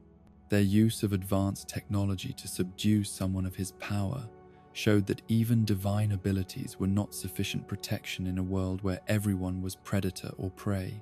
The alcoholic woman who claimed ownership of Thor was both captor and savior, protecting him from other scavengers, while also ensuring his delivery to the gladiatorial contests that provided Sakaar's primary entertainment. Her casual attitude toward violence and her obvious competence with advanced weapons marked her as a dangerous ally rather than simple opportunist. The obedience disc that controlled Thor's movements was both practical restraint and symbolic representation of his reduced status in a world where cosmic nobility meant nothing and survival depended entirely on personal ability and willingness to fight. The electrical shocks that enforced compliance were both painful and humiliating for someone accustomed to commanding rather than obeying. The meeting with the Grandmaster revealed the sophisticated depravity that ruled Sakaar. As the ancient being who controlled the planet's entertainment industry, combined genuine appreciation for gladiatorial skill with complete indifference to the suffering of those who provided his amusement. His casual attitude toward life and death was both chilling and entirely consistent with his position as absolute ruler. The contest of champions that dominated Sakaar's culture was both gladiatorial combat and cosmic entertainment, bringing together warriors from across the universe to fight for the amusement of spectators who viewed death and suffering as nothing more than exciting spectacle. The arena where these battles took place was both colosseum and temple to the worship of violence. The discovery that Loki had been on Sakaar for weeks, despite arriving after Thor revealed the temporal anomalies that affected travel through certain cosmic regions, while also showing how quickly his brother had adapted to their new circumstances and gained favor with their captors. His denial of their relationship was both tactical necessity and personal betrayal. The preparation for gladiatorial combat forced Thor to confront the reality that his survival depended entirely on his willingness to kill others for entertainment, a moral compromise that challenged everything he believed about heroism and the proper use of power. The weapons and armor provided were adequate for their purpose, yet they seemed inadequate for someone accustomed to wielding Mjolnir. The revelation that his opponent would be the Hulk was both shocking surprise and unexpected opportunity, as Thor recognized the potential for alliance with someone who might understand their shared predicament. The joy he felt at seeing a familiar face was tempered by the realization that their friendship might not be sufficient to prevent the battle that the arena demanded. The fight between Thor and Hulk was both personal conflict and public spectacle, as two former allies were forced to battle for the entertainment of spectators who cared nothing for their previous relationship or shared experiences. The combat that followed tested every aspect of Thor's abilities, while also revealing how much he had changed since losing Mjolnir. The discovery of his lightning powers, independent of his hammer, was both revelation and validation, showing that his true strength had always been internal rather than dependent on external artifacts. The electricity that coursed through his body during moments of extreme emotion was proof that he was worthy of his heritage regardless of the weapons he carried. The intervention of the Grandmaster's obedience disc at the moment of Thor's victory was both tactical necessity and cruel reminder that even gods could be controlled by those with sufficient technology and willingness to use of it. The defeat that followed was both humiliating and educational, showing him the limitations of individual power in a world ruled by systematic oppression. The captivity that followed brought Thor into closer contact with beings from across the universe who had been trapped on Sakaar through various circumstances, creating opportunities for alliance and education that would prove crucial for his eventual escape. The relationships formed in gladiatorial quarters often meant the difference between survival and death. The growing understanding that escape would require cooperation rather than individual heroism marked another stage in Thor's development as a leader who could inspire others rather than simply commanding through superior power. The coalition that he began to build among his fellow captives would prove essential for overcoming the systematic oppression that held them all. The attack on the statesman that shattered Thor's newfound hope and destroyed his people's dreams of sanctuary came without warning in the vast emptiness between stars, as Thanos and his Black Order descended upon the refugee ship with the systematic efficiency of predators who had refined their methods through countless similar massacres across the galaxy. The Mad Titan's forces struck with overwhelming power and precision, turning what should have been a journey toward peace into a nightmare of destruction and death. The evacuation protocols that Valkyrie had implemented managed to save half of the Asgardian survivors, as escape pods scattered into the cosmic void carrying precious cargo of refugees who would live to rebuild their civilization on distant worlds. Yet the knowledge that thousands of his people remained trapped aboard the dying ship filled Thor with a rage and desperation that even his recent trials had not prepared him to endure. The battle to defend the statesman tested every aspect of Thor's abilities and leadership, as he coordinated resistance against enemies whose power dwarfed anything the Nine Realms had previously faced. The Black Order's individual members each possessed abilities that could challenge entire armies, while their coordination and tactical intelligence made them perhaps the most formidable opponents Thor had ever encountered. The personal confrontation with Thanos himself revealed the true scope of the threat that the universe faced, as the Mad Titan's combination of physical power, strategic genius, and absolute conviction in his cause made him unlike any enemy Thor had previously battled. The ease with which Thanos subdued the god of thunder was both humiliating demonstration and terrifying preview of what awaited any who opposed his will. The torture that Thanos inflicted using the Power Stone was designed not just to cause pain but to break Thor's spirit and demonstrate the futility of resistance against someone who wielded cosmic forces with casual expertise. The purple energy that coursed through Thor's body was both agony and education, showing him powers that made even Asgardian magic seem primitive by comparison. Loki's decision to reveal the Tesseract's location was both betrayal and sacrifice, as his brother chose to save Thor's life rather than preserve the cosmic artifact that might have provided some defense against their enemies. The pain that twisted Loki's features as he watched Thor suffer showed that beneath his schemes and manipulations, genuine love for his brother still remained. The apparent alliance that Loki offered to Thanos was both desperate gambit and calculated risk, as the god of mischief attempted to position himself close enough to strike while convincing the Mad Titan that his cooperation was genuine. The performance required every bit of his acting ability, while also demanding split-second timing that left no room for error. Heimdall's final act of heroism in sending Bruce Banner to Earth as a warning represented the Gatekeeper's last service to the Nine Realms, using his remaining strength to ensure that someone would survive, to alert the Avengers about the threat that was coming for them. The Bifrost energy that carried Banner away was both salvation and farewell from a guardian who had served faithfully for millennia. The murder of Heimdall before Thor's eyes was both personal tragedy and tactical demonstration, as Thanos showed his willingness to kill anyone who opposed his will, while also eliminating the one being whose sight could have tracked his movements across the cosmos.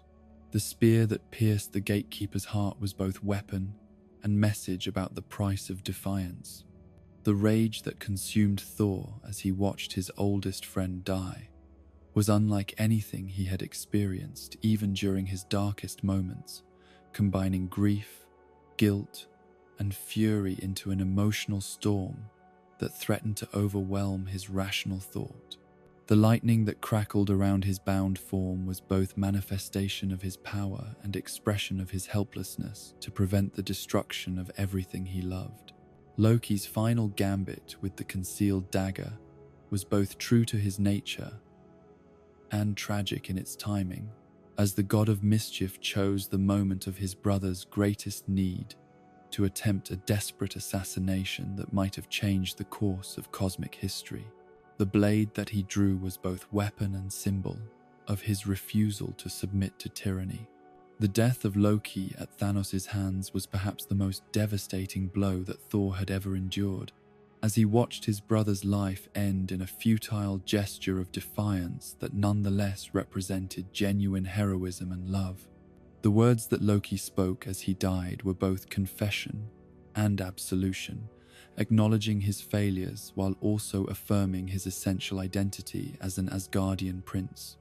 The destruction of the statesman that followed left Thor alone among the wreckage of his people's hopes and dreams, floating in the cosmic void that had become his entire universe. The explosion that tore apart the ship was both ending and beginning, destroying the last remnant of Asgard while also setting Thor on a path toward vengeance that would reshape his very nature. The unconsciousness that claimed Thor as he drifted through space was both mercy and vulnerability, protecting him from the immediate trauma of his losses while also leaving him helpless against the cosmic forces that continued to swirl around him. The dreams that filled his darkened mind were haunted by images of failure and death that seemed to mock his pretensions of heroism. The rescue by the Guardians of the Galaxy represented the first stroke of fortune that Thor had experienced since leaving Sakaar, as the cosmic adventurers discovered his floating form during their own travels through the region where the statesman had been destroyed. Their ship provided both sanctuary and opportunity for the revenge that had become his only remaining purpose. The awakening aboard the Benatar brought Thor face to face with beings whose experiences of loss and displacement paralleled his own, in ways that created immediate understanding and sympathy. The Guardians had each lost everything that mattered to them at various points, yet they had found ways to build new families and purposes from the wreckage of their former lives. The conversation that revealed Thanos' systematic conquest of worlds and acquisition of Infinity Stones provided crucial intelligence about the scope of the threat, while also confirming Thor's worst fears about the Mad Titan's ultimate goals. The destruction of Xandar and the slaughter of half its population was both recent history and preview of what awaited every world that possessed what Thanos desired. The explanation of the Infinity Stones and their power gave Thor his first clear understanding of the cosmic forces that Thanos was assembling, while also revealing why beings across the universe had begun to speak his name with terror and despair. The stones that could reshape reality itself were nearly within the Mad Titan's grasp, promising power that could indeed accomplish his goal of universal genocide.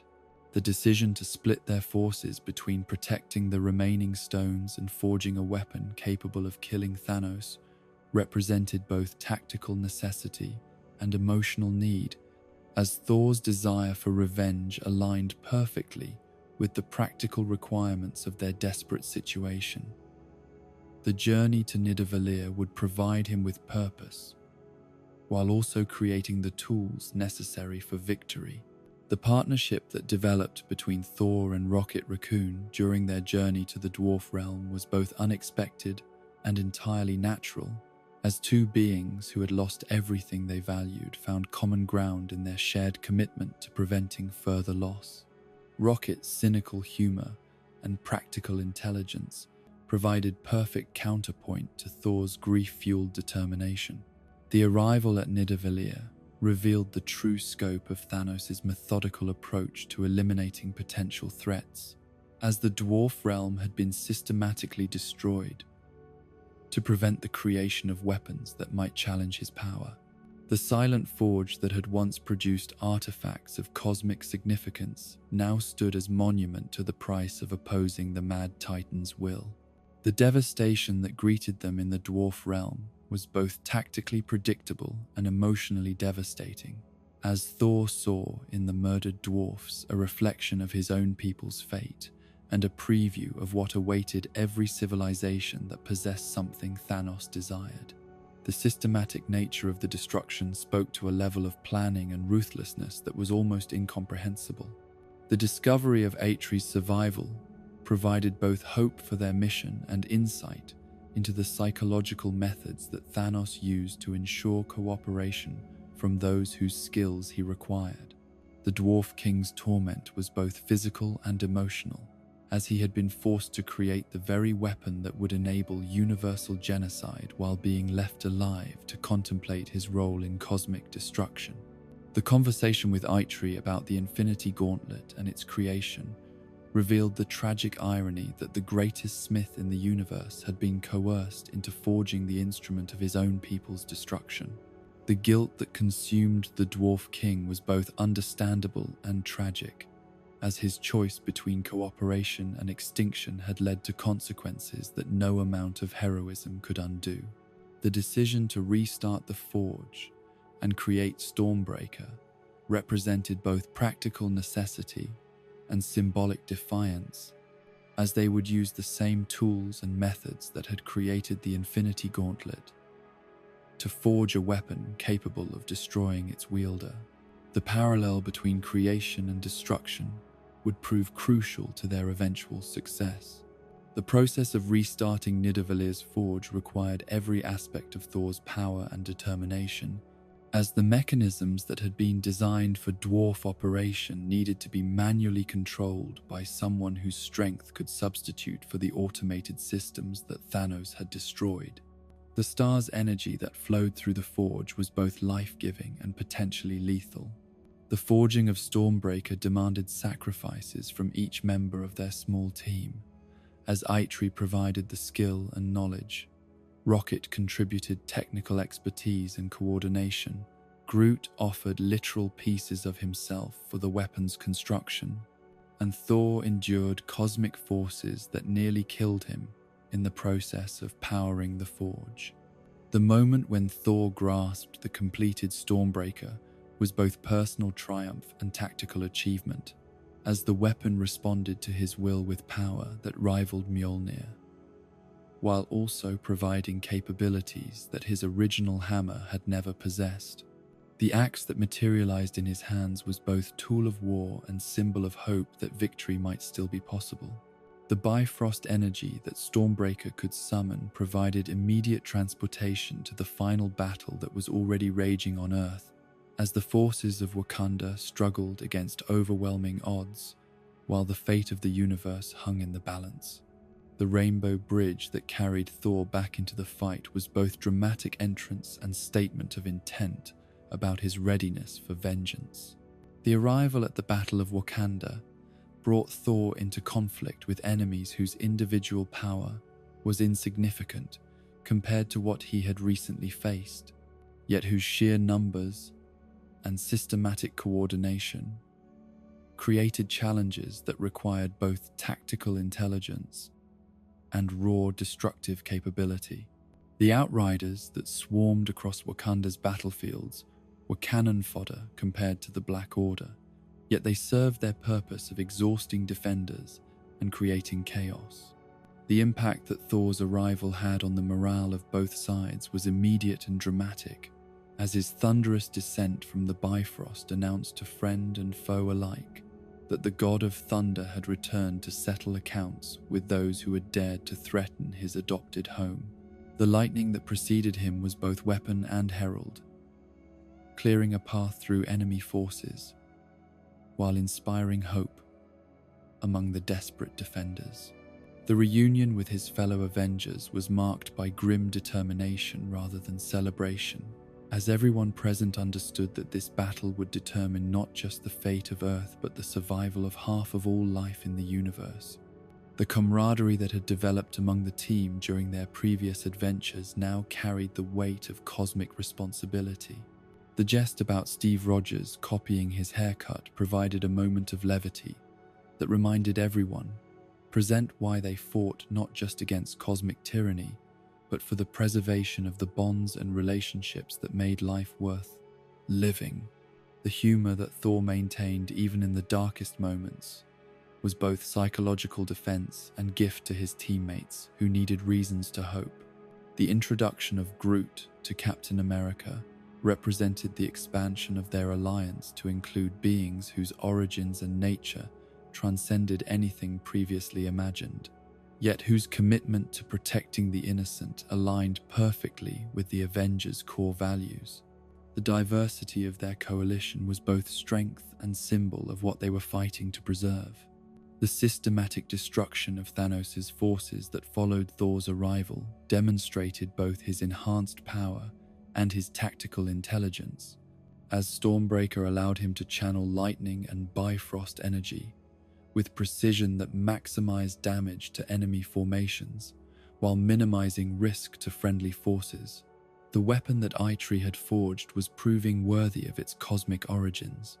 The aerial combat that saw Thor destroying dropships and aerial transports was both spectacular demonstration and practical necessity, as eliminating the enemy's mobility and reinforcement capabilities was crucial for achieving victory against superior numbers.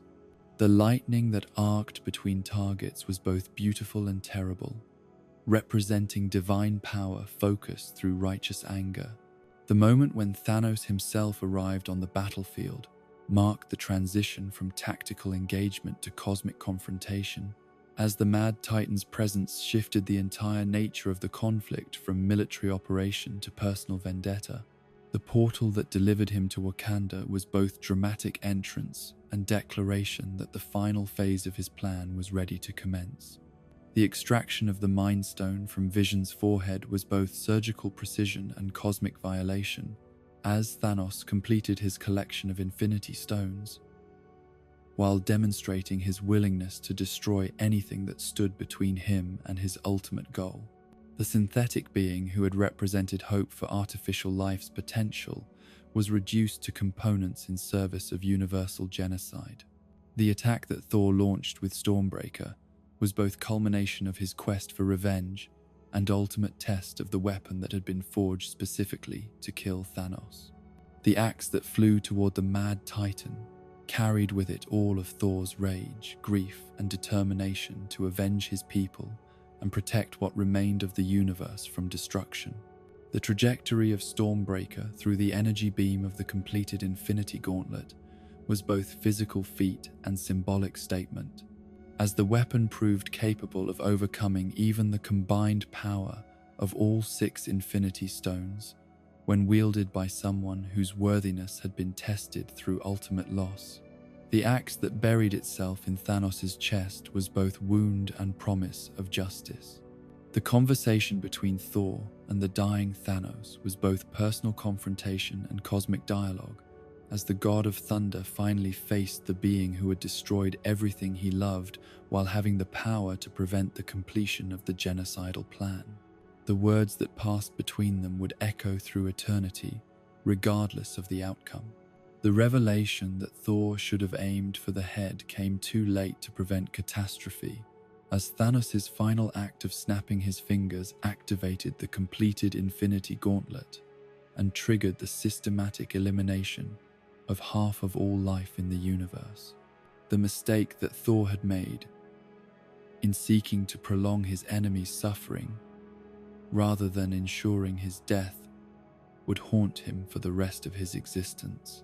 The snap that followed was both cosmic event and personal failure, as Thor watched helplessly while friends and allies crumbled to dust around him, their deaths serving as direct consequences of his decision to prioritize revenge over tactical necessity. The guilt that would consume him in the years to come was born. In this moment of ultimate triumph, transformed into absolute defeat. The 5 years that followed the snap were marked by Thor's complete withdrawal from his responsibilities as both king and hero, as the weight of his failure crushed his spirit and left him incapable of facing the remnants of his people or his fellow Avengers.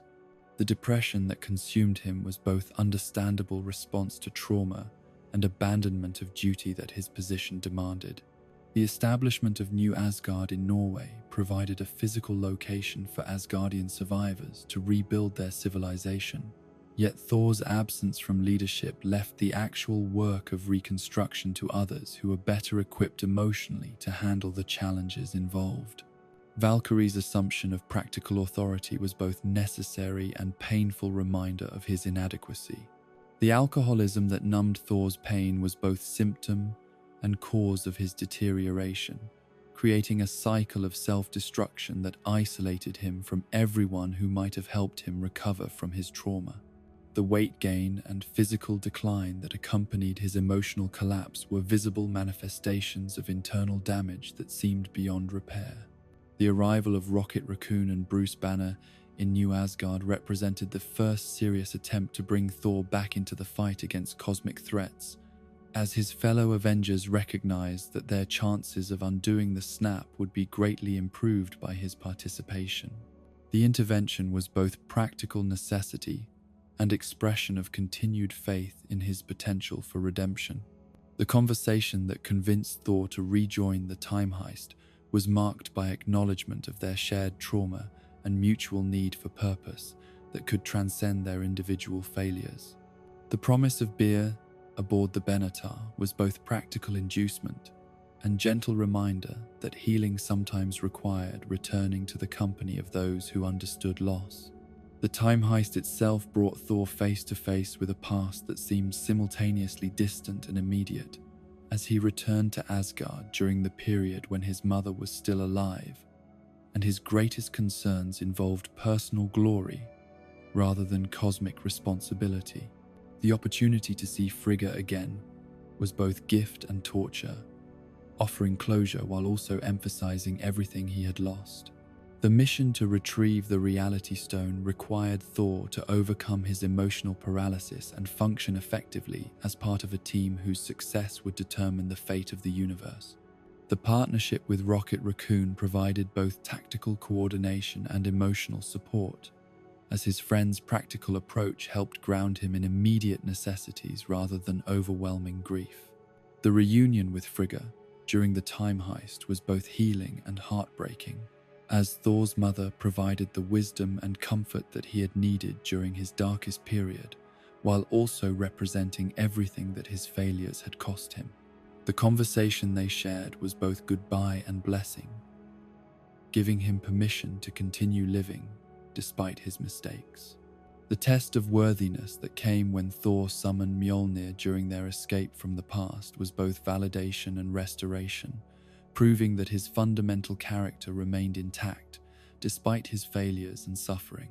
The hammer that flew to his hand carried with it not just power but confirmation that redemption was possible even after the darkest defeats. The final battle against Thanos that followed their successful collection of the Infinity Stones was both completion of Thor's character arc and ultimate test of everything he had learned about heroism, sacrifice, and the true meaning of worthiness. The fight that would determine the fate of the universe would also determine whether the God of Thunder could find peace with his past and purpose for his future. The final confrontation with Thanos that would determine the fate of the universe began with Thor wielding both Mjolnir and Stormbreaker, as the returned hammer from the past joined with the axe forged for vengeance to create a combination of weapons that represented different aspects of his growth and identity. The lightning that coursed between the two artifacts was both spectacular display and practical enhancement, multiplying his already formidable abilities to levels that might actually prove sufficient against the Mad Titan. The battlefield that stretched across the ruins of the Avengers compound was littered with debris from their sanctuary's destruction, yet it also teemed with heroes whose return from the dead provided hope that even the most devastating defeats could be overcome through courage and sacrifice. The portals that continued to disgorge allies from across the cosmos created a tapestry of unity that transcended species, worlds, and previous conflicts. The coordination between Thor, Captain America, and Iron Man during their assault on Thanos was both tactically sophisticated and deeply personal, as three leaders, who had each learned the price of responsibility, worked together with the seamless precision that came from shared purpose and mutual respect. The exchange of weapons between Thor and Rogers demonstrated trust that went beyond mere tactical convenience.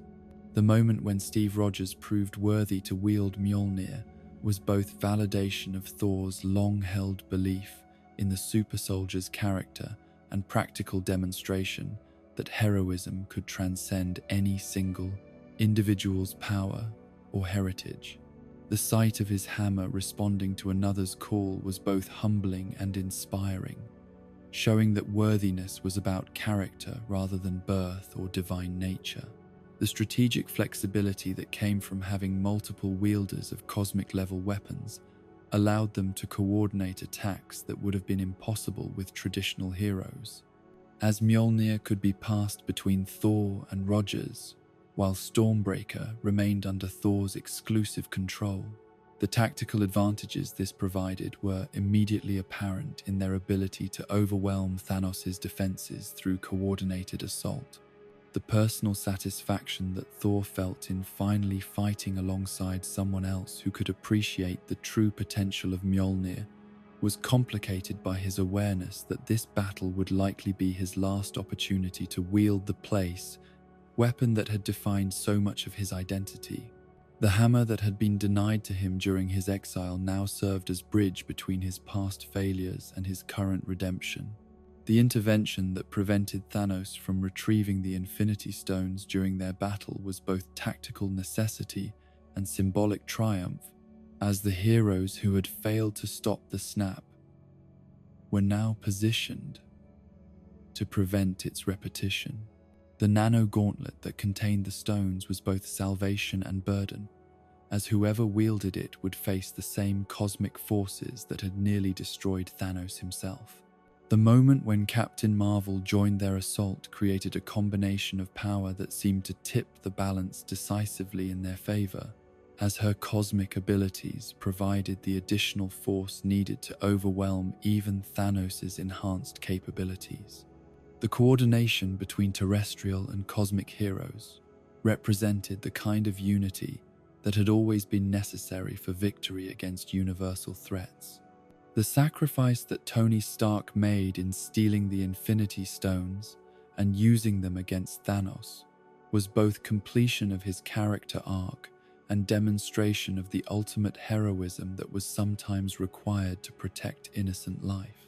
The genius who had begun as arms dealer motivated by profit had evolved into someone willing to give everything to save others, embodying the transformation that true heroism demanded.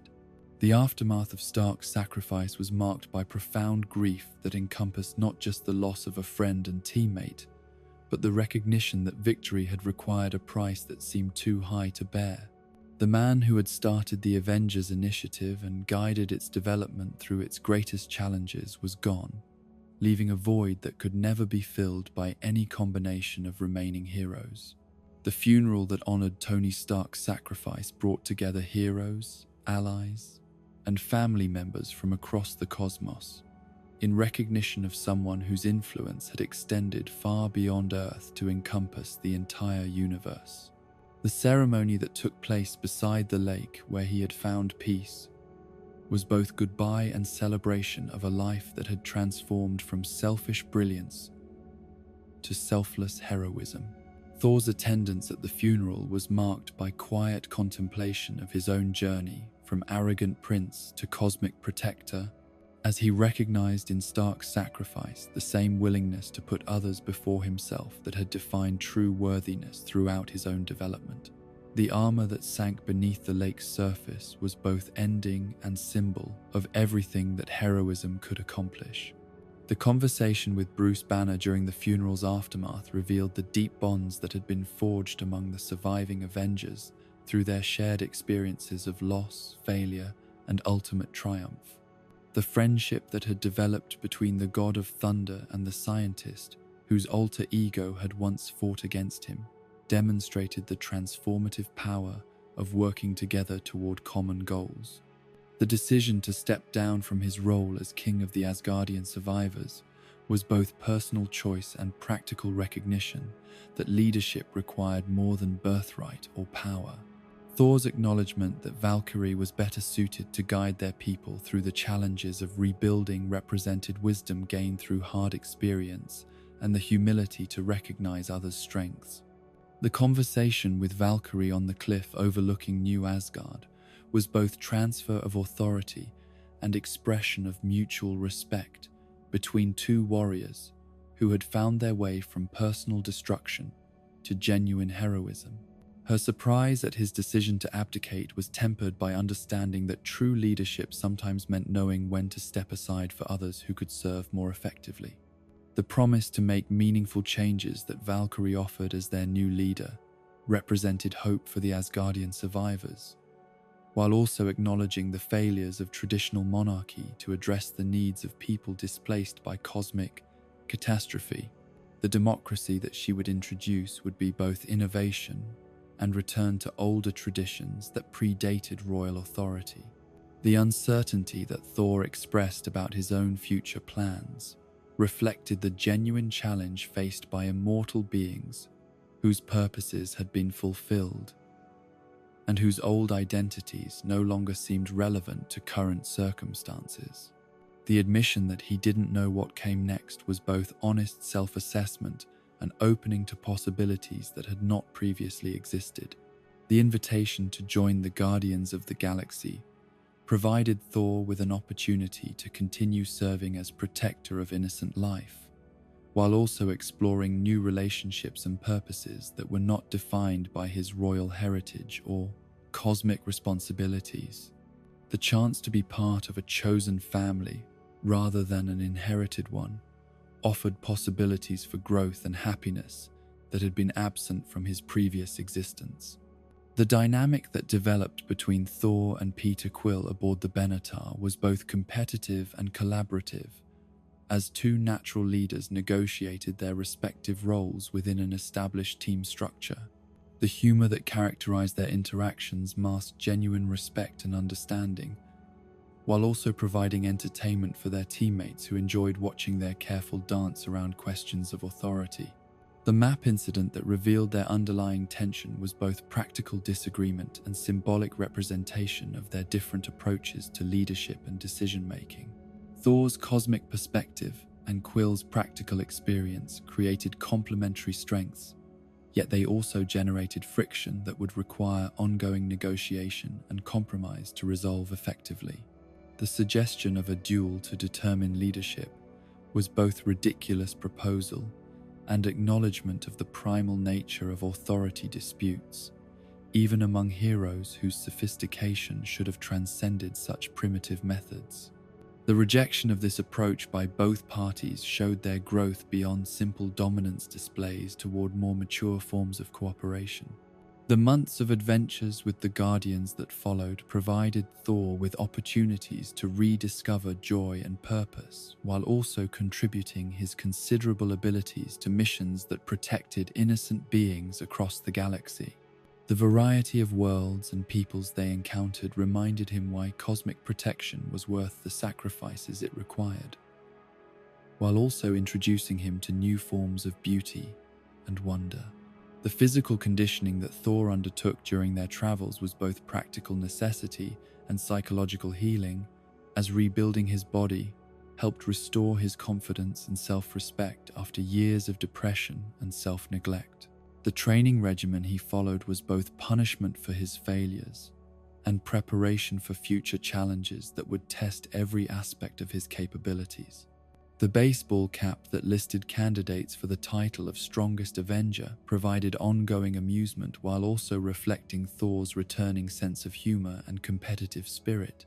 His methodical elimination of all other names in favor of his own was both joke and serious assertion of his rightful place among the universe's premier protectors. The physical transformation that restored Thor's muscular physique was accompanied by emotional and psychological healing that allowed him to function effectively as both team member and individual hero. The confidence that returned with his strength was tempered by wisdom gained through loss and failure, creating a more balanced and effective version of his heroic identity. The distress calls that drew the Guardians to various worlds in need provided Thor with opportunities to exercise his protective instincts, while also developing new tactical approaches that incorporated lessons learned from his recent defeats. The variety of threats they faced kept his skills sharp, while also reinforcing his sense of purpose and value. The Battle of Indigar that brought them into conflict with Habuka the Horrible and his forces was both routine cosmic protection mission and opportunity for Thor to demonstrate his enhanced capabilities and improved judgment. The speech he delivered to rally the planet's defenders showed his development as inspirational leader rather than merely powerful warrior. The tactical use of Stormbreaker's power during the battle demonstrated Thor's growing mastery of the weapon, while also showing his increased awareness of collateral damage and unintended consequences. The destruction of the sacred temple was both unfortunate accident and reminder that even heroic actions could have negative results that required acknowledgement and compensation.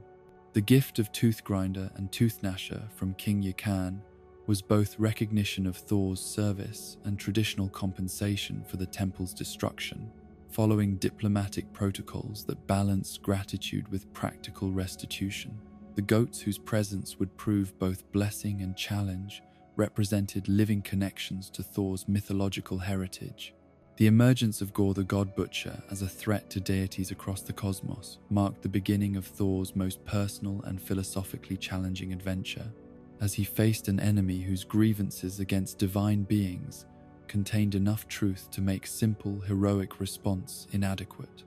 The systematic murders of gods throughout the universe represented both immediate threat and indictment of cosmic negligence. The distress call from Lady Sif that revealed the scope of Gorr's campaign was both plea for help and personal challenge, as Thor was forced to confront criticism of his own class and behavior through the lens of someone whose suffering had been ignored by those with power to help. The God Butcher's methodology was both horrifying and logically consistent with his stated grievances. The decision to leave the Guardians and respond to Sif's call represented Thor's choice to prioritize cosmic responsibility over personal comfort, even when doing so meant facing challenges that might destroy everything he had rebuilt during his recovery. The farewell with Star-Lord and the others was both ending and beginning, as he traded chosen family for inherited duty.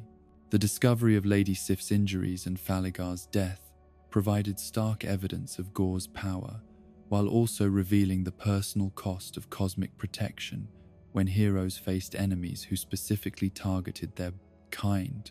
The warning about Gorr's likely attack on New Asgard transformed the crisis from distant threat to immediate danger to everything Thor still held dear.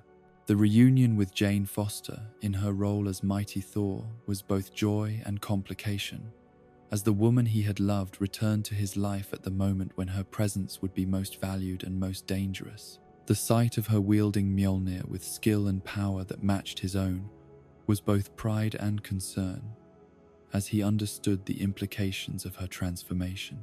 The revelation of Jane's cancer and its relationship to her use of Mjolnir created a cruel irony that forced Thor to watch someone he loved sacrifice herself for the greater good while being powerless to prevent or ease her suffering.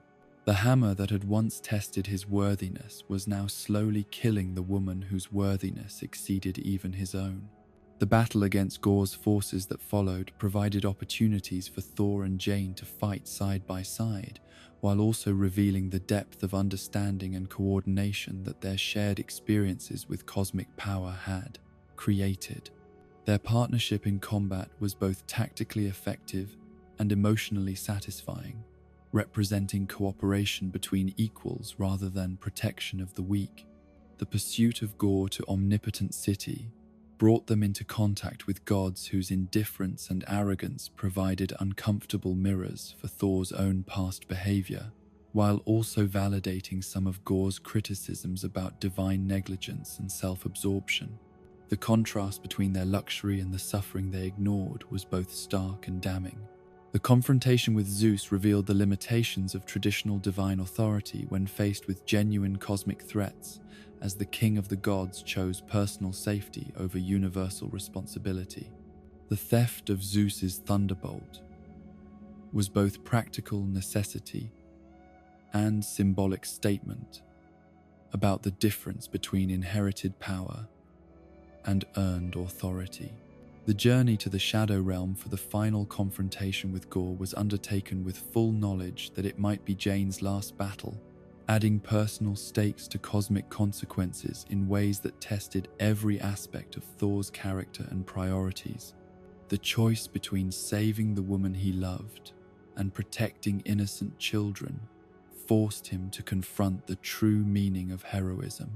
The trap that Gorr set using the kidnapped children as bait was both tactically sound and morally complex, as it forced Thor to choose between personal desires and heroic duty while also revealing the God Butcher's own internal conflicts about the value of life and the nature of power. The Shadow Realm where their final battle took place was both appropriate setting and symbolic representation of the moral ambiguity they faced. The empowerment of the kidnapped children with Thor's abilities was both tactical necessity and symbolic statement about the democratization of heroic power, showing that courage and determination were more important than birth or divine heritage. The sight of ordinary children wielding cosmic power to protect themselves and others was both inspiring and humbling. The sacrifice that Jane made to defeat Gorr was both completion of her character arc and demonstration of the ultimate heroism that sometimes required giving everything to save others. Her willingness to use the last of her strength to destroy the Necrosword showed that worthiness was about choices rather than power, love rather than strength. The conversation between Thor and Gorr in the presence of eternity provided resolution to the philosophical questions that had driven their conflict, as the god butcher chose love over revenge and redemption over destruction. The decision to wish for his daughter's return, rather than the elimination of all gods, showed that even the most damaged hearts could be healed through understanding and compassion. The adoption of Love as Thor's daughter created new purposes and responsibilities that would guide his future development, while also providing him with the family connections that had always been central to his identity and happiness. The girl whose existence represented her father's redemption would now serve as Thor's connection to hope and possibility.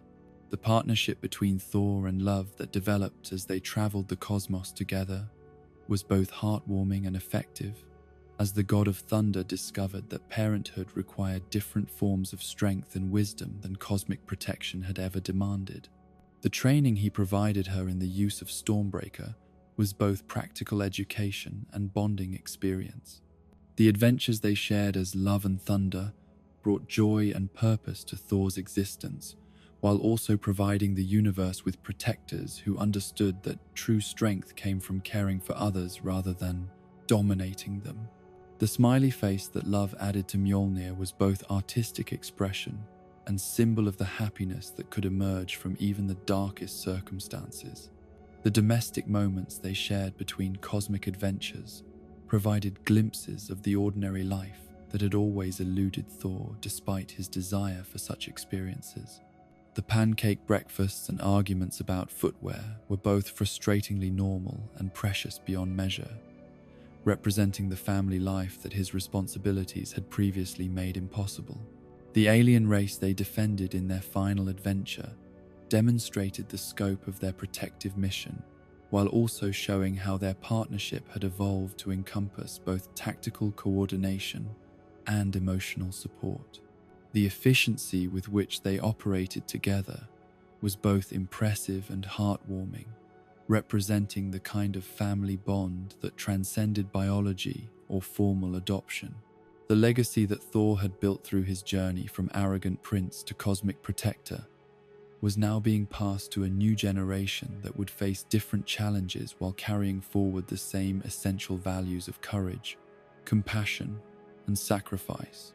The universe that had been shaped by his growth and redemption would now benefit from the fresh perspective and unlimited potential of someone whose very existence represented hope for the future. The story that had begun with a spoiled prince learning humility through exile had evolved into a tale of family, love, and the power of second chances to transform even the most damaged hearts into sources of strength and protection for others. The god of thunder, who had once valued strength above all else, had learned that true power came from the willingness to love others more than yourself, and that the greatest victories were achieved not through conquest, but through connection. The thunder that rolled across alien skies as Thor and Love continued their adventures was both natural phenomenon and cosmic signature, announcing to those who needed protection that help was available, and to those who would threaten the innocent that justice still existed in a universe that often seemed dark and uncaring. The lightning that illuminated their path forward was both weapon and beacon, destroying what needed to be destroyed while also lighting the way toward better tomorrows. The endless cosmos that stretched before them was filled with possibilities for growth, adventure, and service that would test their bond while also strengthening it through shared trials and victories.